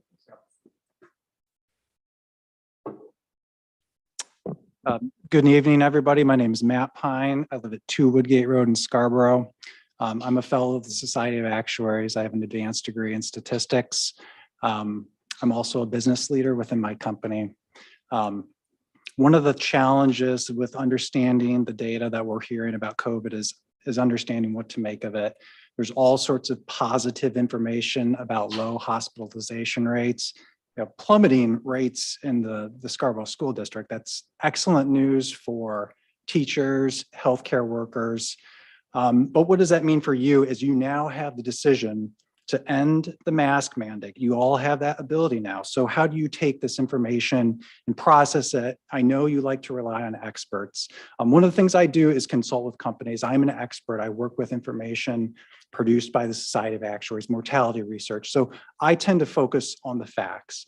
And a lot of what I hear doesn't really give you a frame of reference to think about the real risk of COVID. The CDC does publish information about child deaths caused by COVID. And from October of 2020 until October of 2021, for kids between the ages of 5 and 11, there were 66 deaths caused by COVID. This was the 8th highest cause of death for kids in that age group. I would challenge each of you to think about the deaths, what causes might be higher than that. There are causes on here I've never heard of, issues I've never seen before. One issue or one cause of death higher than COVID is the flu.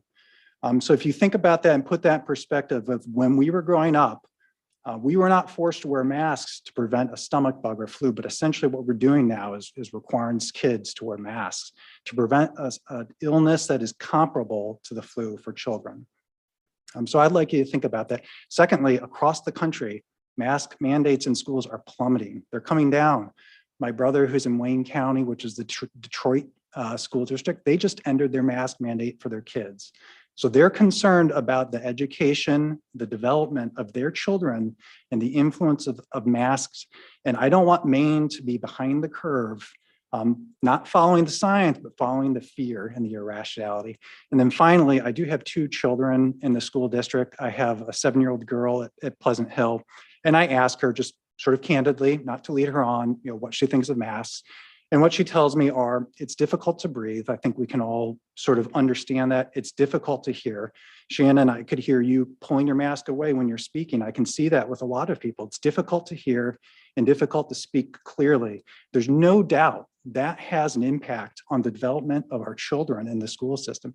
So I would like you to think about your charge as school board members in educating our children, and also think about the risk and make the decision. So you have the power, and I would really appreciate it if you would make the necessary changes to end the mask mandates for the Monday following our winter break. Thank you. Thank you. I do not see anybody else online who is interested in making public comment, but if you are, please raise your little yellow hand. And in the meantime, I will read some more that we received through public comment. This is from Amber Huxa. It says, good evening. Today I'm writing to the board in an effort to shed light on why I, as a Scarborough parent and taxpayer, support optional masking. I also support the removal of pooled testing, contact tracing, and unnecessarily quarantining our kids. All of this has to go. It's time. The kids have been resilient and flexible to all of the changes that have come about since this pandemic began. Now that other states and town municipalities are forgoing these measures, and with uncoupled contact tracing, quarantining students from masking, why are you not making this change right now too?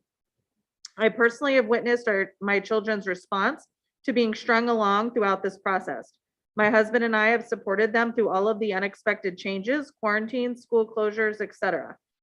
Through this, I've had to close my consulting business, return to work, only having to resign due to more unexpected school closures and out of ordinary childcare needs.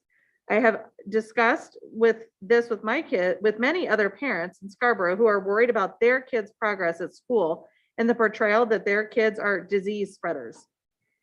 What are we waiting for? What is the message you are trying to convey to the students?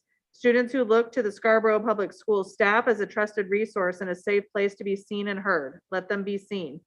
The teachers need to teach. They should not be bothered by contact tracing, policing masks, or establishing who does or does not have to quarantine.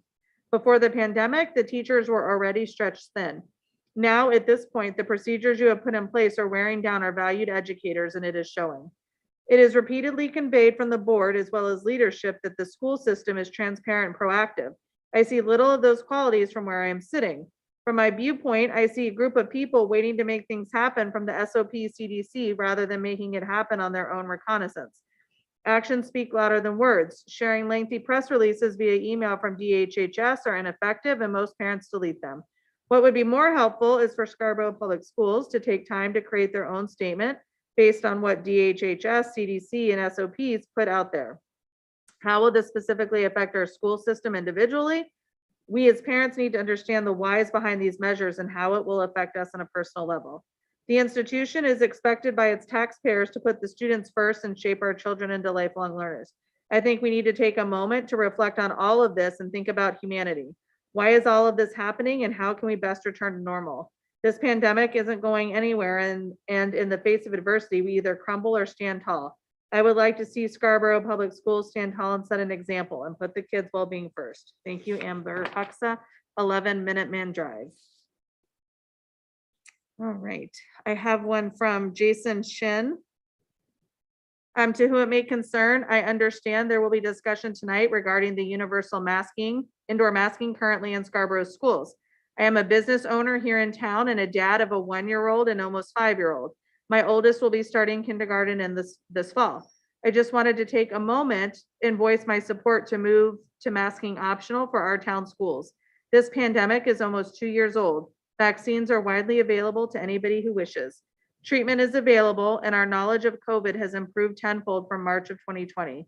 Cumberland County also boasts one of the highest child vaccination rates per county in the entire country. Cities, counties, and states all across our country are moving to let parents choose if their child wears a mask in school or not. My wish is for the children in our community to have their parents decide what is best for them. As I mentioned, my son will start kindergarten in September. I want him to have a normal entry to school. He is currently at a private pre-K option here in town where masks have been optional since COVID started and there hasn't been any issues. In closing, thank you for your time and everything you do for our schools and community. Again, it's time post-February break to move to masking optional. Thank you, Jason Shin. All right, I have one from Winnie Lee, 34 Atlantic Drive. Dear Chair, our children, teachers, and school staff have sacrificed for 23 months as we watch normalcy settle in everywhere except within schools. My children live relatively carefree most everywhere else. For us, health is more than the absence of the disease. Early in the pandemic, universal masking was considered a minor inconvenience.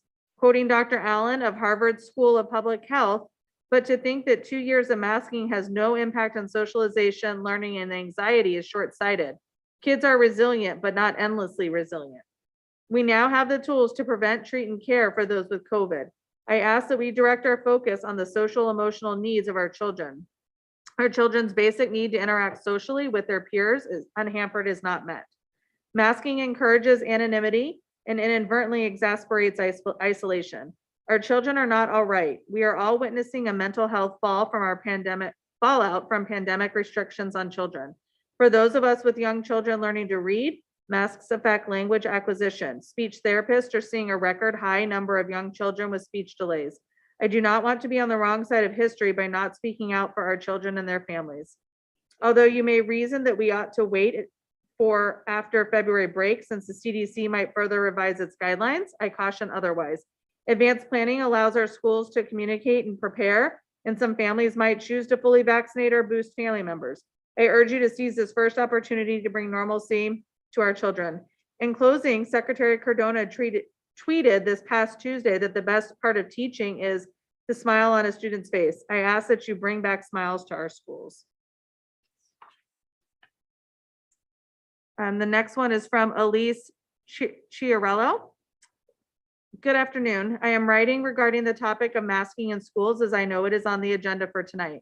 My stance on this as a parent, as well as someone who has taken this virus very seriously since March of 2020, is that the masks need to be off our children. I understood the need at the beginning of 2020 school year. We weren't anywhere near as knowledgeable as we are now, though. Now we have vaccines and mitigation measures we can take. But the biggest piece is that, simply stated, kids are not dying from the virus. It's shown around the world. It's showing in other states who have refused to mask their children, Florida and Texas. And it's time to take the masks off and let the personal choice happen. It's extremely frustrating and agitating to be able to go to a restaurant and sit down packed with no mask, and that's completely fine. But our kids can't do the same. It's a level of hypocrisy that is hard to explain to my 6-year-old, but even harder to explain to my 16-year-old. I believe now is the time that we can truly impact these kids who have had so much robbed from them. It's time to take the masks off. Thank you, Elise. All right, the next one is from Martell John. There needs to be a vote today to end the child mask mandate effective immediately. We parents have been very patient, but this has gotten ridiculous. We need this to end. And if it doesn't end, we need to know at the very least who specifically on the board wishes to continue harming our children with these policies. It is their duty as public servants not to continue to dodge the issue of highest importance to parents. No more delaying, no more excuses. It's time to vote, period. Kind regards, Martell. Oops. And then this is from Lisa Carlista. It says, Dear Board of Education, I am writing you as a plea for our Scarborough children for the removal of masks immediately. It is in your hands now with the revised SOP as of yesterday from the Maine CDC. You have the power to be a community leader and show our children you care, and give us the parents the choice for all of our children being made to wear a mask going forward in Scarborough schools. It has been guidance all along, a recommendation by the CDC all along. Let's not forget this. Secondly, if we are following this SOP, we can no longer use the excuse of having to contact trace as a barrier for making masks optional. Our children have been masked for 23 months. It is getting worse, not better, with their schools targeting certain kids when masks fall below their nose.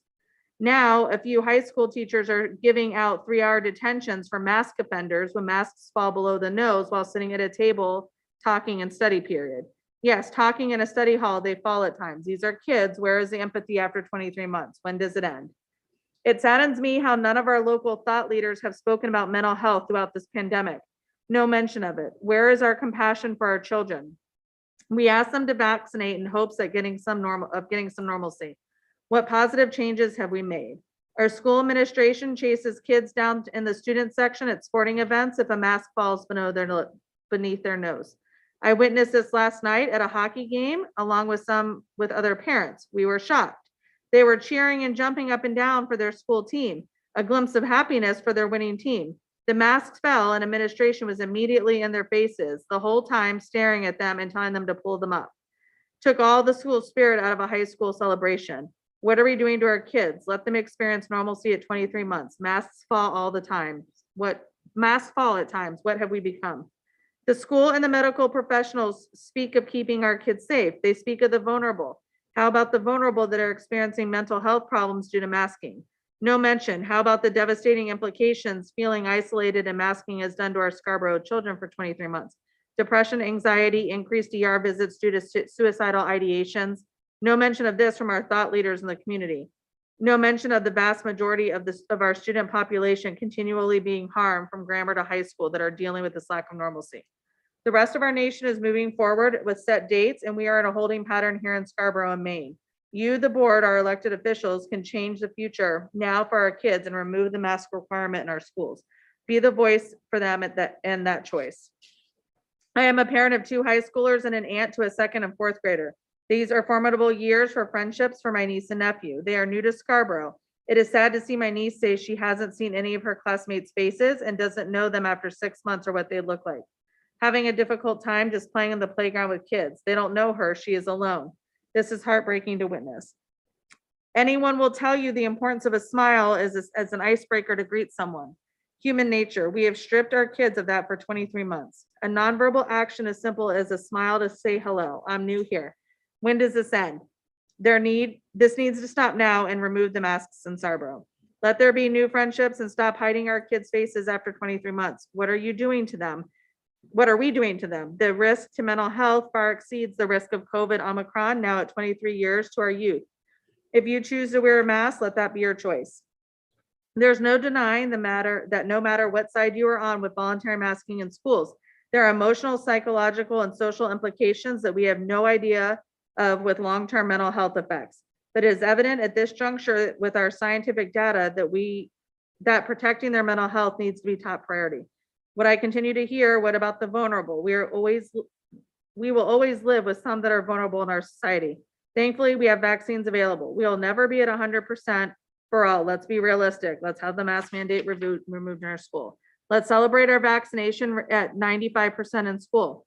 In Scarborough, what is the off-ramp for mandating everyone to wear masks in school?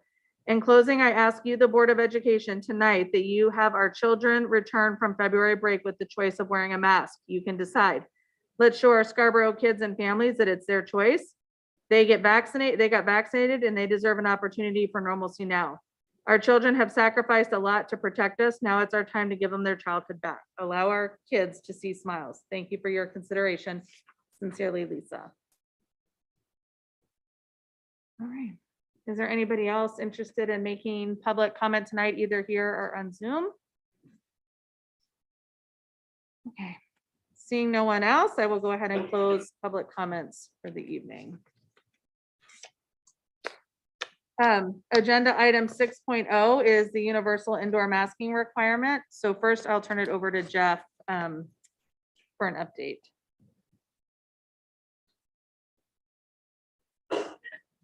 Thanks, Shannon. And before we get into the discussion phase, I guess, I shared actually as part of the slide deck, just some facts and then also where we are in Scarborough with our fancy new bar graphs for a number of positive cases. And as is visually represented here, we've seen a significant decline in positive cases across all schools, which is obviously great to see. And then also just to point out, we're not totally done with reporting for this week, obviously, because we're at Thursday. But this week, 2/12 to 2/17, we've reported 11 positive cases district-wide. So that's good news. And then also yesterday was a big day. So in terms of announcements and also some publicly released comments at the Maine CDC level, and Dr. Shaw with his weekly update on Wednesday. So I just wanted to bullet a few of those highlights because some of them had an immediate impact as far as the standard operating procedure, SOP, at the DOE and CDC for responding to positive cases. So I'll start there. So first, the Maine DOE and CDC is highlighted in the update from DHHS that was shared district-wide. They made an immediate revision to the standard operating procedure, SOP, for responding to positive cases of COVID-19 in schools. They officially suspended the recommendations for contact tracing, regardless of local masking policies. So as has been discussed in previous meetings, districts who have universal masking requirements which currently is all school districts in Cumberland County and York counties, then you could suspend one of the quarantine exemptions was you could essentially suspend contact tracing, provided you had that in place, which obviously Scarborough continues to. This update now suspends contact tracing regardless of whether there's a universal masking requirement or there is not. So that's the first bullet. Secondly, Maine has largely followed federal CDC guidelines on COVID-19 mitigation in schools. So at the Maine CDC and DOE, they did come out, and Shaw said this in his comments during the press conference, that regardless of the federal CDC has been hinting very strongly that there's going to be new guidance on masking, on guidance for schools that's coming. They haven't said when. So he came out and said, Maine DOE and CDC will issue its own school prevention guidance, which was the words were used in the press release, following February vacation, likely in early March. Provided there are no federal CDC guidance changes made next week, Maine CDC will begin Maine-specific conversations that could establish plans for moving toward a masking optional recommendation for schools. So that was, that quote's actually in a bullet that was shared with all superintendents from MSMA, as well as all school boards from MSBA. And then that third bullet, every household in Maine is now eligible to order one set of 5 at-home rapid tests through the Project Access. So they expanded to include all zip codes and across Maine for that. There was talk at the state level about the future of pooled testing and the efficacy of that. And it was decided based on participation and effectiveness for districts that have implemented pooled testing that program will continue. And then the last 2 bullets from what was discussed on Wednesday at the state level is just a reminder that masking remains a requirement for any student or staff member testing positive for COVID-19 and returning to school / work in the 5 to 10 day window after confirmed diagnosis or symptoms onset. That part of the SOP has not been changed or revised, or wasn't yesterday. And then the masking requirement that applies to people riding school buses or any vehicles that are transporting students in a public school setting. That's a federal transportation universal masking requirement that would still be in effect until March 18th. So any changes to the timeline in terms of masking on buses, any change to that timeline would need to come from the federal government. And that's kind of the latest and greatest as far as guidance from public CDC at the state level and federal level. Great, thank you, Jeff. So I want to open the floor right now for a conversation about where we want to move forward, how we want to move forward as a board. This is not an action item on the agenda for this evening. This is an opportunity for us to have a discussion and kind of lay some framework if we want to for moving forward. So that I'll leave it there and we'll open up. So does anybody want to share their thoughts? So with the recent update from Dr. Shaw, he essentially let us know that we've been unshackled from the contact tracing and universal masking combination. And he pretty much reiterated that the school districts have a choice now. They can actually make these decisions.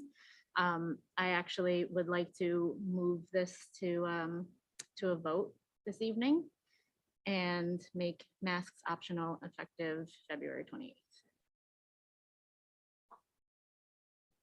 28th. As a point of order, we can't, it's not on the agenda as new business, so we actually are unable to vote on it tonight. It would have to wait, at the bare minimum, we would have to wait to vote until our next board meeting, which would be in 2 weeks. Well, if I move it and someone seconds it, would it be able to be pushed forward then? Not until the 2 weeks. I don't have my Robert's rules book with me. Leanne, I'm just looking to you as a Robert's rules expert. Because we're out of adjustments to the agenda and we don't have the time, we haven't notified the public or the board about this prior to the meeting. We cannot move it forward this evening. Am I correct? So even if it's seconded, to Jenna's question. Yeah, so we are, because we're governed by Robert's rules, we are unable to do that this evening. Then I must have an unclear understanding of Robert's rules, because Robert's rules, from what I read, as long as it's seconded, it's to be discussed.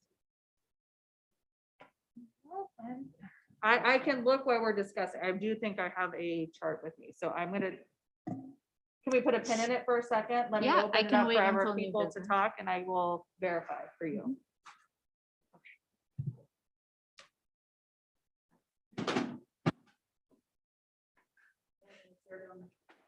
Sorry. Shannon. Yeah. If that is the case, then how can we ensure or assure the public that we intend to take this, issue seriously and have this up for discussion in 2 weeks?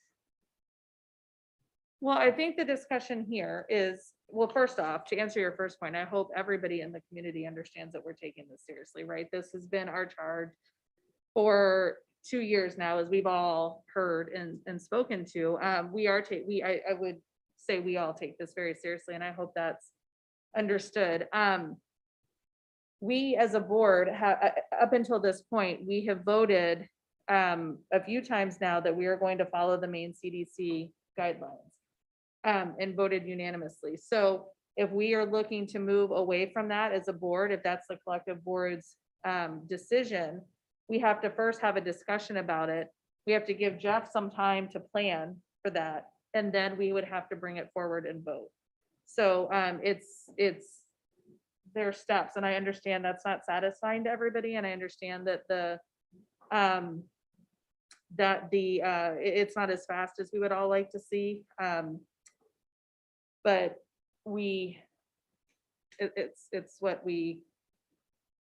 it's the process we're under. So short of saying, take us at our word, I mean, it's, we sit here, we'll figure out what we want to do, we'll discuss it, and then we move forward accordingly. I was just gonna say, I don't know that this is a Robert's rules issue per se. I think my interpretation of the procedure is that it's not scheduled on the agenda as new business, and in order for it to be new business, there would need to be an adjustment to the agenda. Right. And then for it to be put on as new business is sort of my interpretation of the procedure. Right, it's the, and that's what I'm reading on here. It's the idea that the item wasn't on the agenda before when we released that, I gave that notice of the meeting. When I asked for adjustments, we had no adjustments to the agenda, so we can't then replace something onto the agenda following. So it puts us in that position that I spoke of, that we have to again decide what we want to do and how we want to go forward. And then if we decide as a board that we want to do have the universal masking, the other option we do is that we hold a special meeting between now and the 2 weeks. That would be our other, with the understanding that next week is a student break in school. That would be our other option. I think before we move, I think we're putting the cart a little bit before the horse. I think we need to have a discussion first on what we would want to do.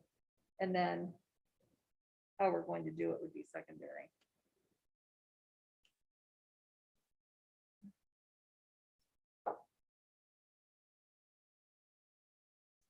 I'm just gonna share. I would support this being an agenda item. Um, in the future, I think we're so close to doing this in a mindful way with the school. I know people are tired. I mean, I hear it, and, you know, I'm very appreciative of the fact that people are respectful, that, no matter which side that you come down on, these are very serious and personal issues to every family, and the mental health issues and the social aspects and the developmental aspects are very serious and significant, and the health concerns are very obvious. My position is just that we're going to get a spike after vacation, that we've gotten a spike after every vacation. I would support putting it on the agenda as an action item.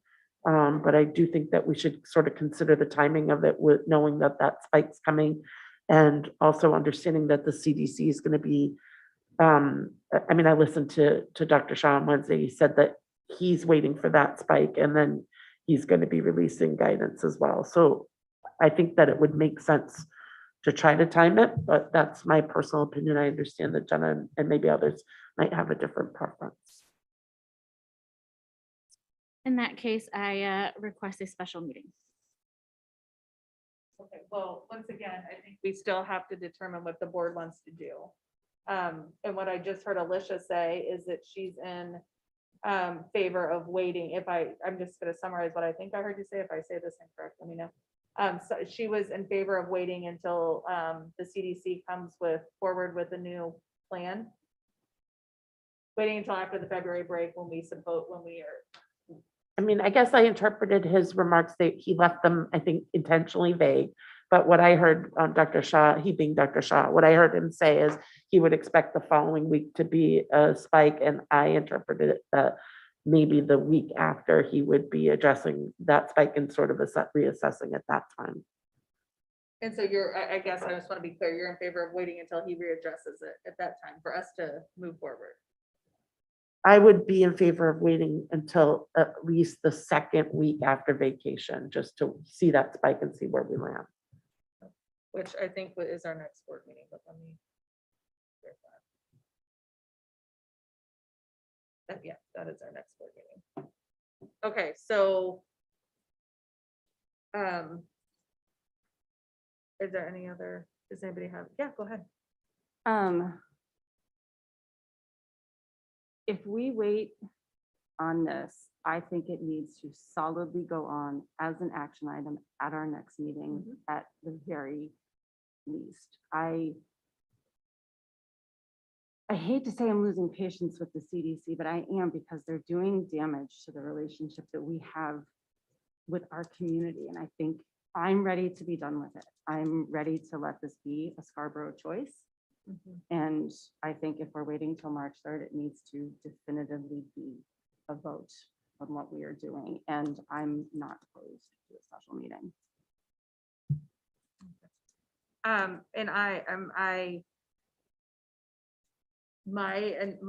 mine, Shannon Lindstrom's concern has always been from the very beginning that we have as many kids in school as possible in person learning. I know we've heard about the last 2 years from many constituents, and my response to many people has been that the concern has always been that the CDC guidelines, yes, are guidelines, but they're also tied to quarantine exemptions. They're tied to contact tracing. They're tied to other things. And now that those requirements are gone. So I too am at a place where I think we can make this a parent choice. I just want to be sure we're doing it in a thoughtful way.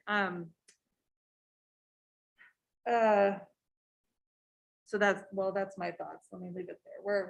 What else are we? Yes, go ahead, Jillian. I think that we are going to need to utilize masks again in the future. When there are, whenever probably flu COVID season or whatever. I'm just worried that if we're not really addressing this in the manner that the community is asking us to, then they're not going to trust us to have a short period of time, or, only the period of time necessary when masks are eventually re-implemented. That goes to Kristen's concern about the damage with the respect of the community.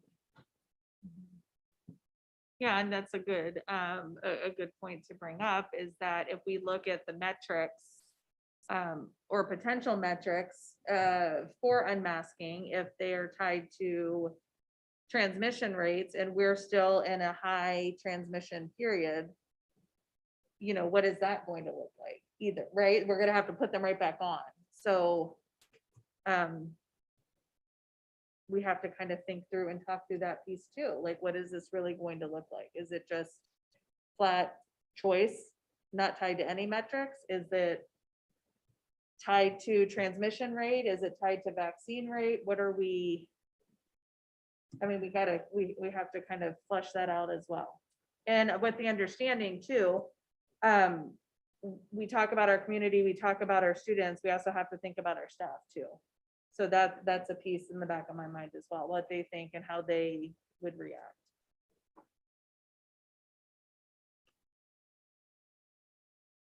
Yeah, please, Abby. I have a question about like the logistics of the special meeting and trying to figure out like what's the goal of trying to when to implement. If, say we did vote on when would that be implemented? Because it looks the next one's February 3rd, and then the week after that, that's our meeting. Right. That's when we return to school. So I'm just trying to figure all this out.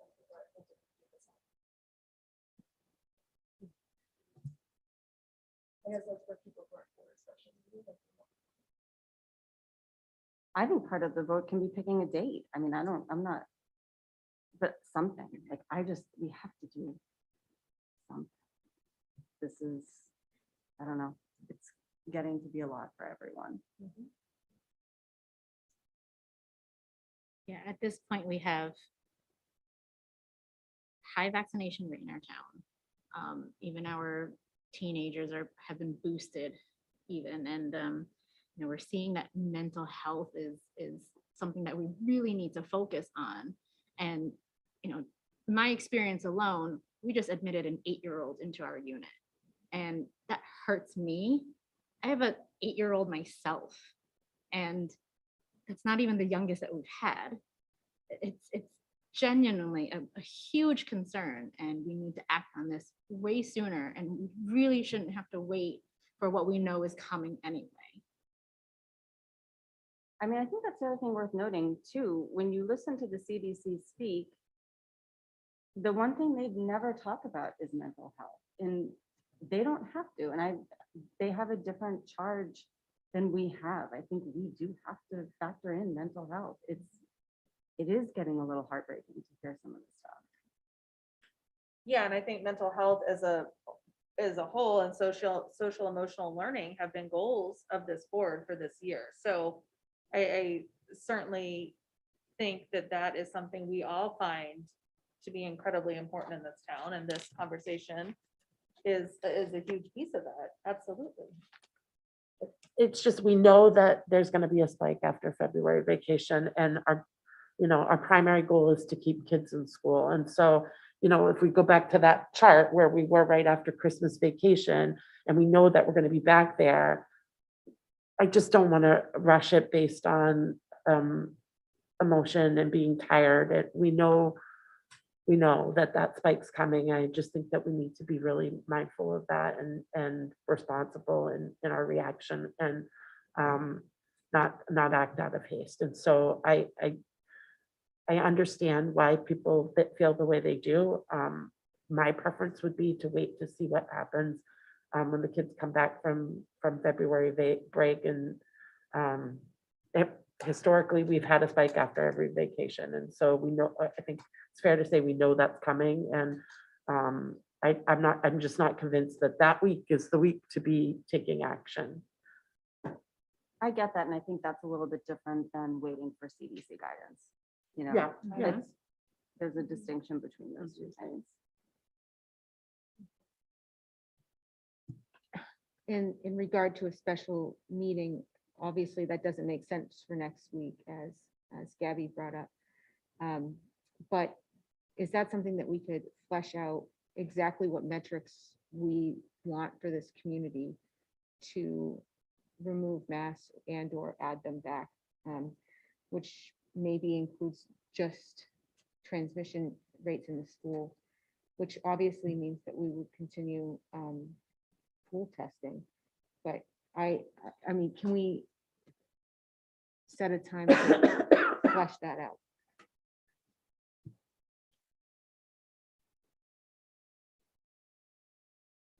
Well, I'm thinking through. I think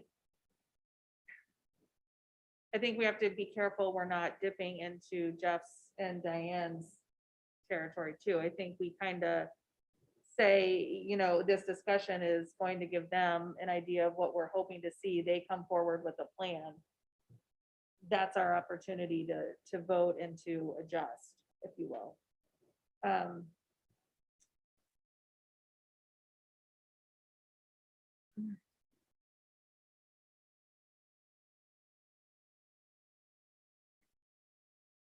Not that, I'm not sure that you're, if we're giving you clear what we want. I mean, I think we're clear on what majority of us want.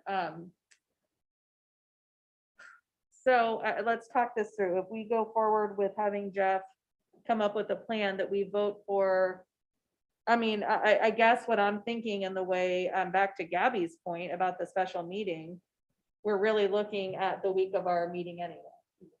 So if we waited until Thursday, the 3rd, that would at least give 3 days post break to kind of see what's going on, right?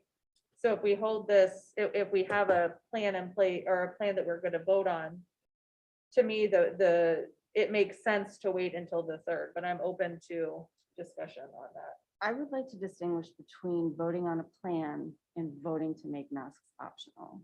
Yeah, I guess that's the plan that I would. Okay, so I'll change my wording. Okay. If we're going to vote on making masks optional, to me, it makes most sense to do it at our March 3rd meeting, which is our next meeting, which would be the week following February break. But I'm open to hearing if there's other ideas.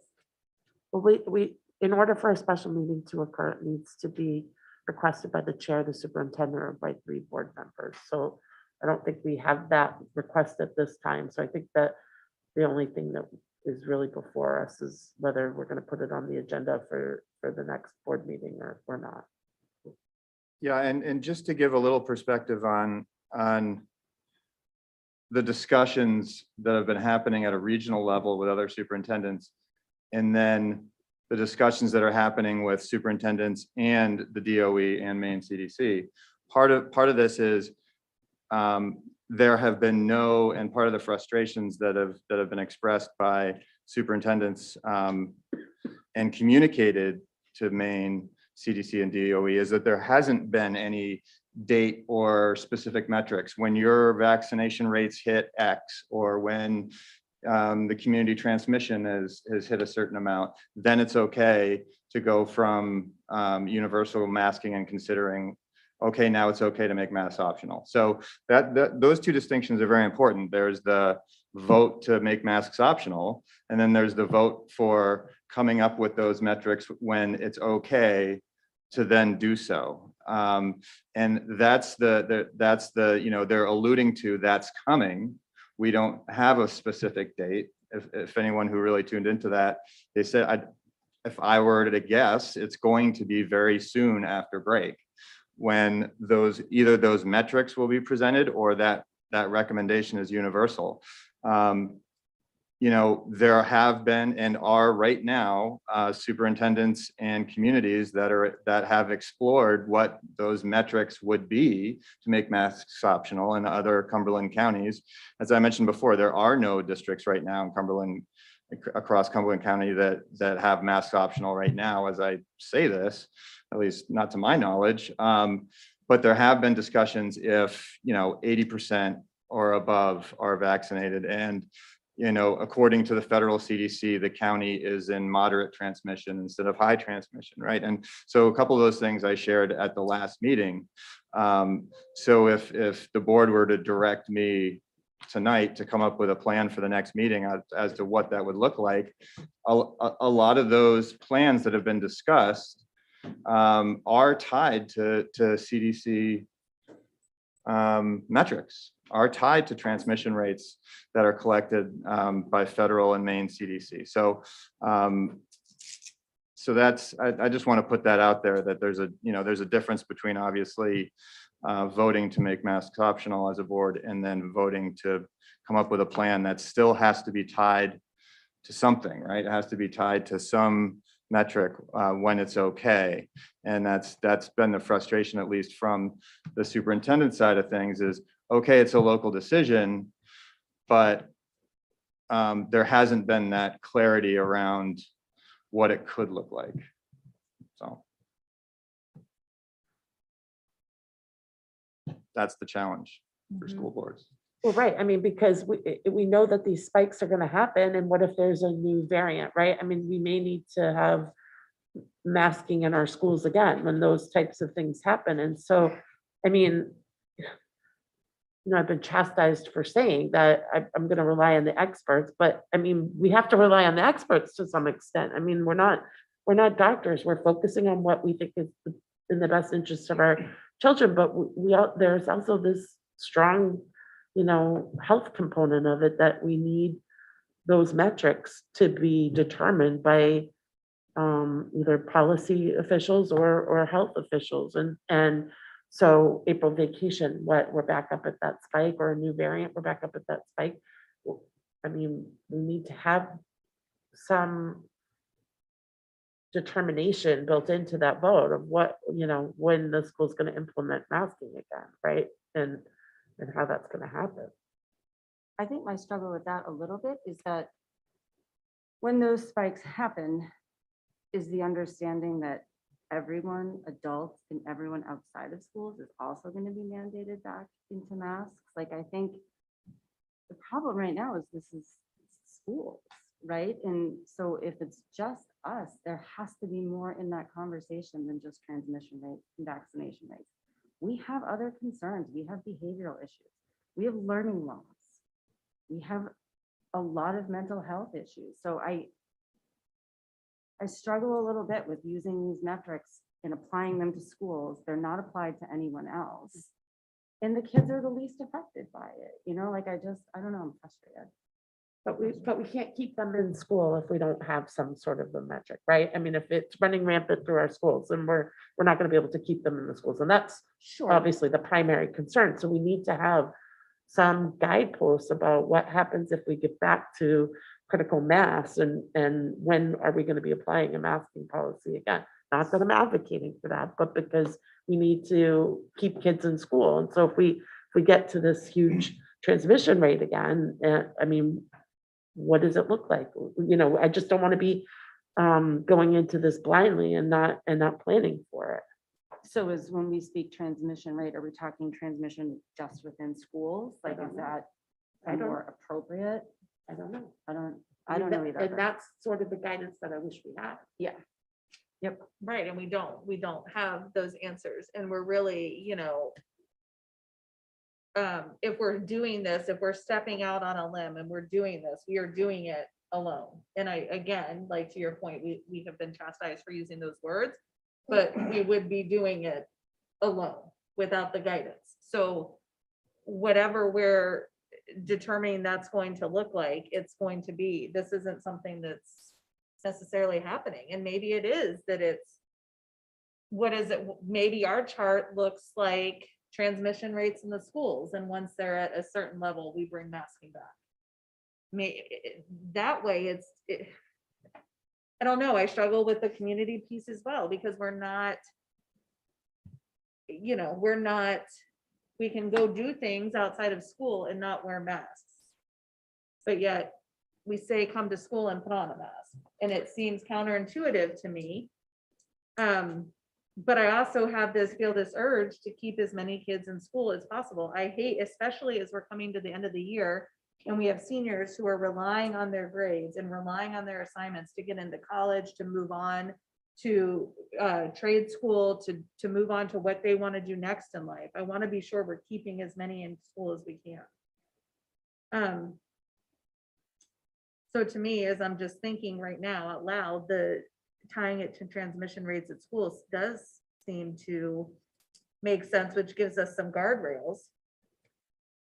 I mean, just kind of throw a wrench in something I said, but the masks didn't stop the transmission the last time. So, I mean, I guess we're assuming then that if we didn't have the masks, then our transmission would have been even worse. It's hard. I mean, it was bad. And I don't know, I'm just putting it out there. Like, I mean, it's also been said by Fauci and Shaw that masks haven't been working. And even with contact tracing, that's why they eliminated contact tracing. They said it was in order to, we did it to get ahead of it, but clearly we were not ahead of it. And part of the problem is the only people that are getting tested regularly are our kids. And that's what's driving up our statistics. And we also know that they're not really suffering severe symptoms from it, but yet here we are testing them and we're just looking for them to have COVID. So my issue here is we are constantly testing them. We know that masks aren't working. It's been said by the CDC themselves, and we're still implementing this policy for what? It was never about the kids, never about the kids. I just want to be clear, when we say we've been testing our kids, the testing is voluntary, right? So parents that don't want to participate or don't want their kids tested choose to not. So that's like a decision made at a family level, right? Not right. Not a That requirement. was the decision that needed to be made in the beginning in August when we were talking about, well, when the board prior was talking about this issue, and it was hardly voluntary. It was you pool test so that way your kid can stay in school, or you don't pool test and then you end up getting quarantined if the pool pops positive. Well, no, that's not exactly accurate. I'm sorry. I have to push back on you. That's not accurate. The way that this was decided by the previous board was looking at a chart that was sent to us, that was provided to us by the CDC that Jeff showed. And it was, if you meet this criteria, you don't have to quarantine. And it was that whole chart. So the listing was, if you had a universal masking policy in place, you don't have to quarantine if you're a close contact. If you've been vaccinated, you don't have to quarantine if you're a close contact. And if you've had COVID in the last 90 days, well, I think that came later. If you have COVID in the last 90 days came later, you don't have to quarantine if you're a close contact. And then the last one was if you're a participant in pool testing. So if you meet A, B, or C, and if you do, you don't have to quarantine. So we were certainly not saying to parents, you must test to keep your kids in school. That's a very personal decision on a parent family level to decide what works best for their families. There's some kids and some families that wanted to do it because they wanted to know if their kids had COVID. Right. However, anybody who didn't actually want their kids in pool testing ended up doing it to keep their kids in school. But that was not a requirement to stay in school, is what I'm telling you. That's inaccurate. We had a universal masking policy in place. So there was no reason to pool test to stay in school. That's not something we did in Scarborough. it did start that way. Yeah, but yeah, and then we had the, That was part of that major revision Mhm. to the SOP in January. Right. Yeah. Yes, to avoid quarantine, yes. Yes. And Okay, as I we've would talked rephrase. about in previous meetings, parents can change their decision about pool testing at any time.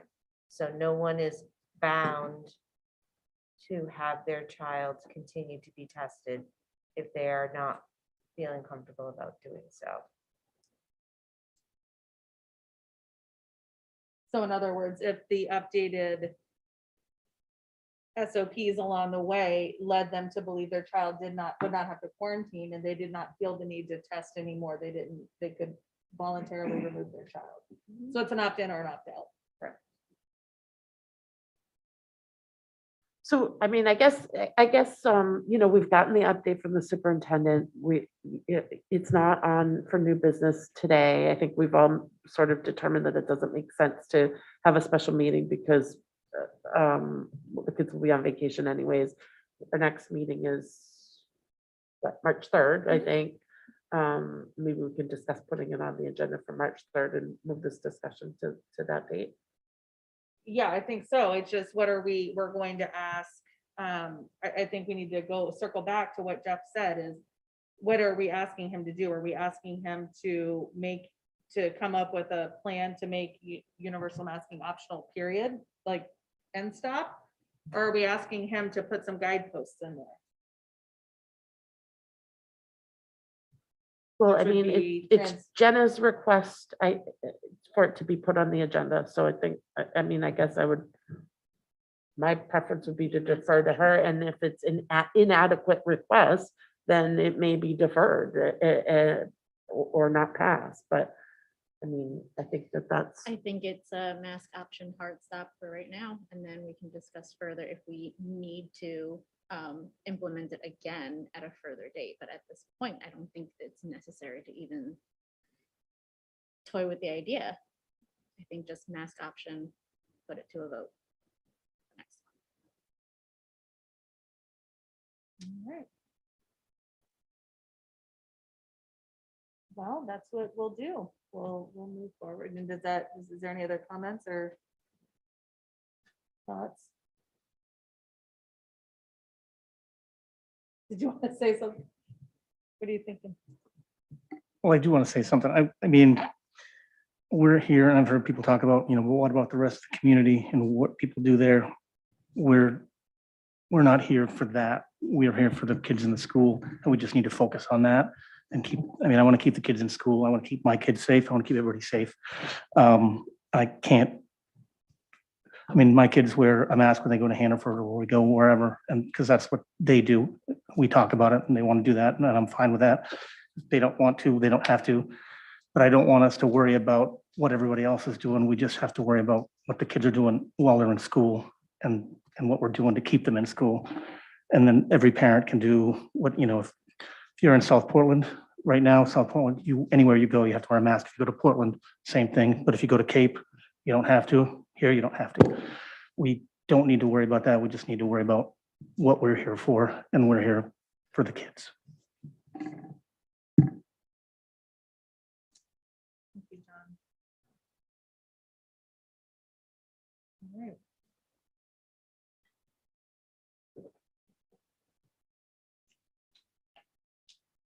All right, so I guess we'll leave it there. We'll put it on the agenda as an action item for March 3rd.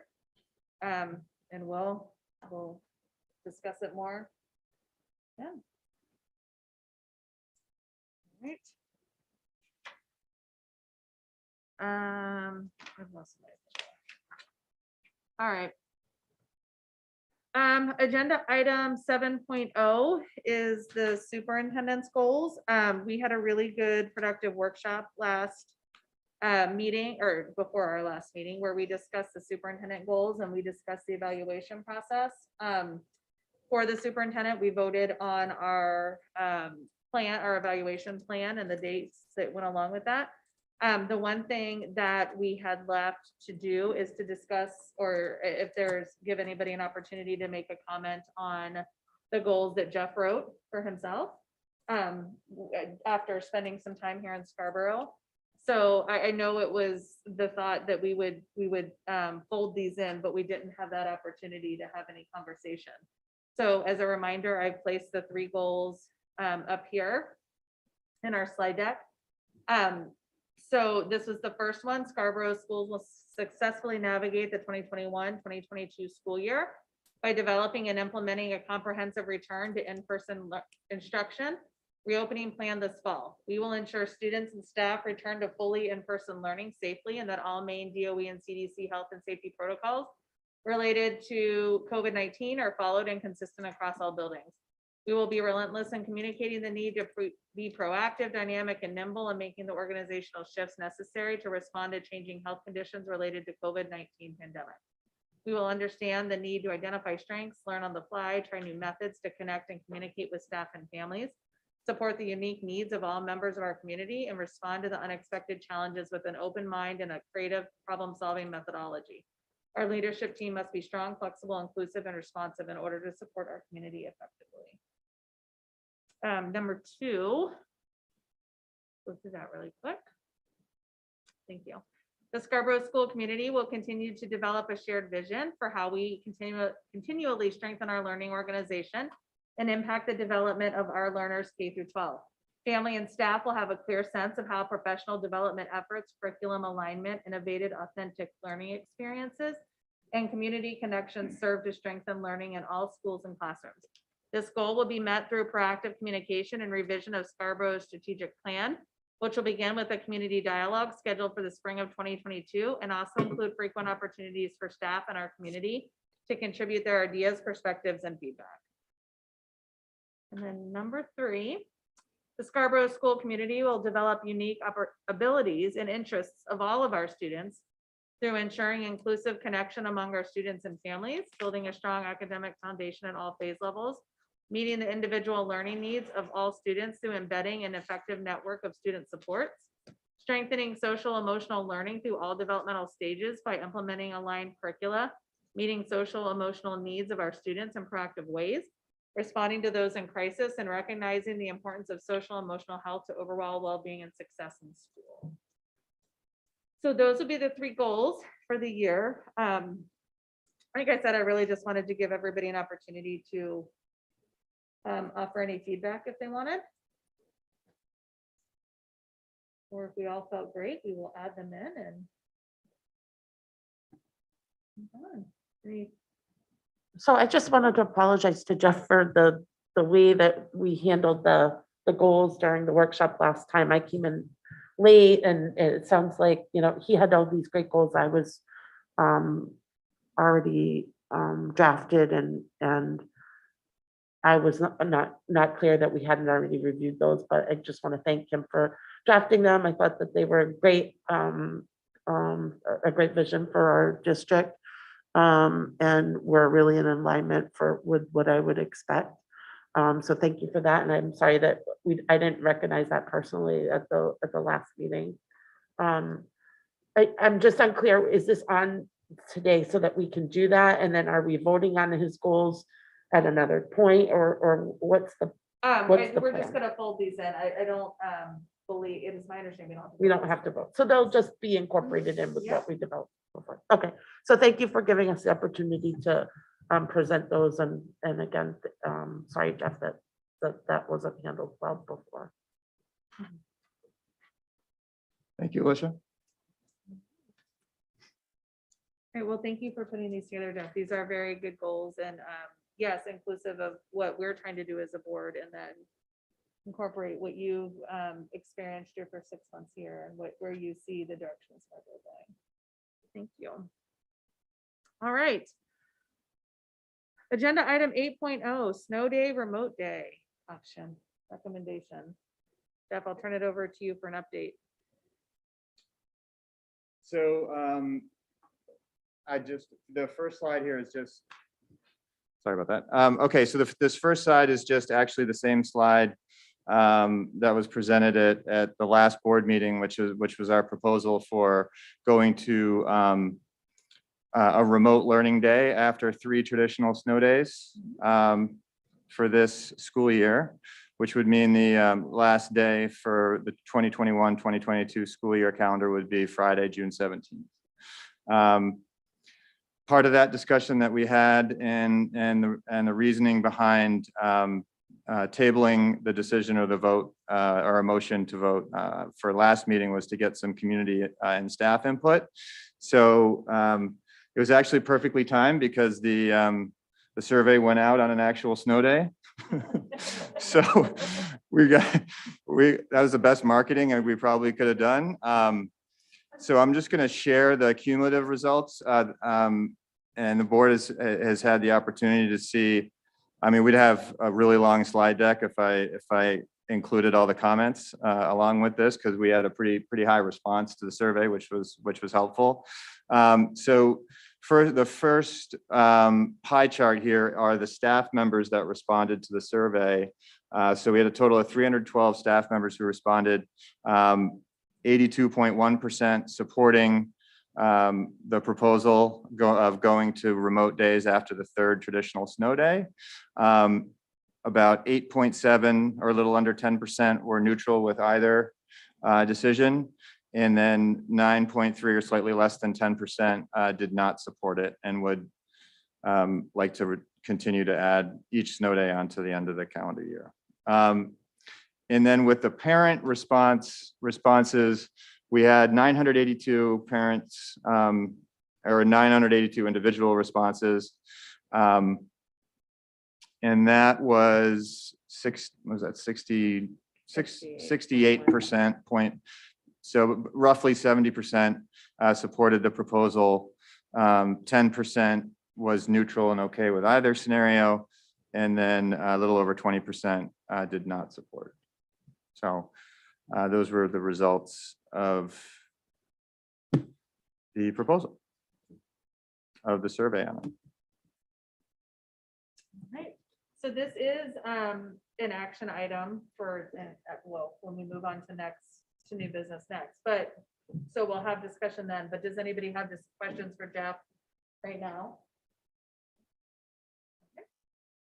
All right, then let's move on to 9.0 is agenda item 9.0 is new business. 9.1 is the remote snow day plan. So first, do I have a motion to approve the remote snow day plan as presented? So moved. Second. All right, any discussion? Will teachers have, I guess, will teachers have time to kind of plan for this ahead of time? And I think my concern is just, will everyone actually be able to have access to do this on a dime?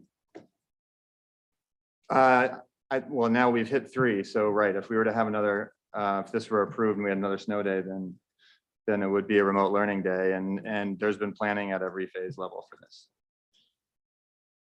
And we also stressed low tech or no tech options. You know, certainly if there's a situation where, you know, a family didn't have access or lost power or staff lost power, that kind of thing. So that's all accounted for as part of the plan. Can I piggyback? And I saw your hand raised. I'm going to give you just 1 second. I just want to piggyback off of that. Is there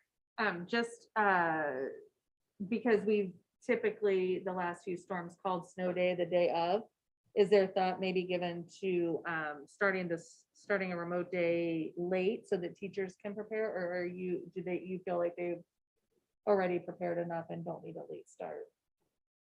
Well, we live in Maine. Mhm. So making it, and we value in-person Yes. learning.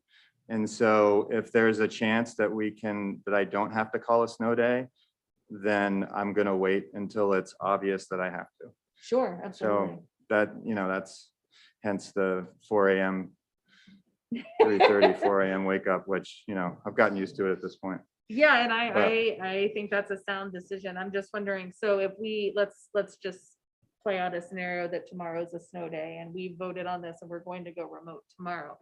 So has there been thought, or do you think it's necessary to say, okay, this will be a snow day and it's a remote day, but we're going to start the day at 8 a.m. to give everybody time to prep? Like, is that extra prep time necessary, do you think? It's, yeah, I mean, it's designed to be an asynchronous day. So, yeah, I mean, the part of being able to do this is to be able to, you know, do it with no notice, right? So otherwise it doesn't really work. So, yeah, I mean, teachers are ready for it with no notice. Okay.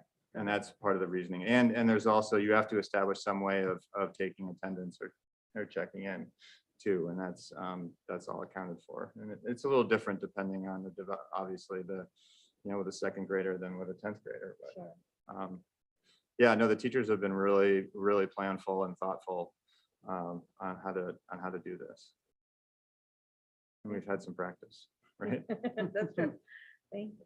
All right. So I have just a comment. First of all, thank you for doing this survey. I really appreciate it. And thank you to everyone who filled it out because the feedback on it was awesome and gave me a ton to think about if we have this conversation somewhere down the road for future years. But obviously, this is overwhelmingly supported, so it was really good to see that. And I didn't say that at the outset. I just as a reminder to the public and to us that we're talking about it for this year, right? And then as we talk about the calendar for next year and move forward, then we have that discussion at that time. Did you have your hand raised, Julie? It was for that question, Oh. to make sure that this was for 2022, 2023, 2021, 2022. Oh my gosh. Don't Sorry, move us everybody, trying to ahead push us there. ahead. Just making sure it was this school year and it was not a motion that was going to be across the board forever and ever. And then, Yeah. Correct. Yeah, that's what how the proposal reads for this year. Yep. I have one other question, just out of curiosity, with support staff, is there a plan in place for them to do work? How would this work for those employees? It's really going to be variable depending on them, but part of it too is making sure that we're paying people for days that we've contracted for them too. So, and it's going to range, right? It's going to be different depending on the nature of people's jobs, but there are always things that you can do remotely as well. So it's going to got to be creative. Yeah. Do we have any other comments or questions? I guess it depends on the age, but are the teachers going to be responsible for keeping track of attendance, or would that be done some way else? I mean, that's yeah. I mean, there's that connection between, and that in high school it plays out differently. They're decide like what time and which teachers they're gonna report their attendance to, but it's all organized by phase level, and I mean, teachers are gonna be a big part of that. Great. Is there any other discussion? All right. So all in favor of approving the remote snow day plan as presented? Raise your hand. All right, passes unanimously. Thank you. 9.2 is the meeting minutes of the February 3rd, 2022 workshop. Do I have an approval to present the meeting minutes as presented? So moved. Second. Any discussion? All right, all in favor of approving the minutes? All right, passes unanimously. Thank you. 9.3 is the meeting minutes of the February 3rd, 2022 business meeting. Do I have a motion to approve them as presented? So moved. Second. Any discussion? All in favor? All right, unanimous. Thank you. 10, agenda item 10.0 is adjournment. Do I have a motion to adjourn? So moved. Second. Any discussion? All right, all in favor? All right, thank you so much for those that attended, and thank you and have a good evening.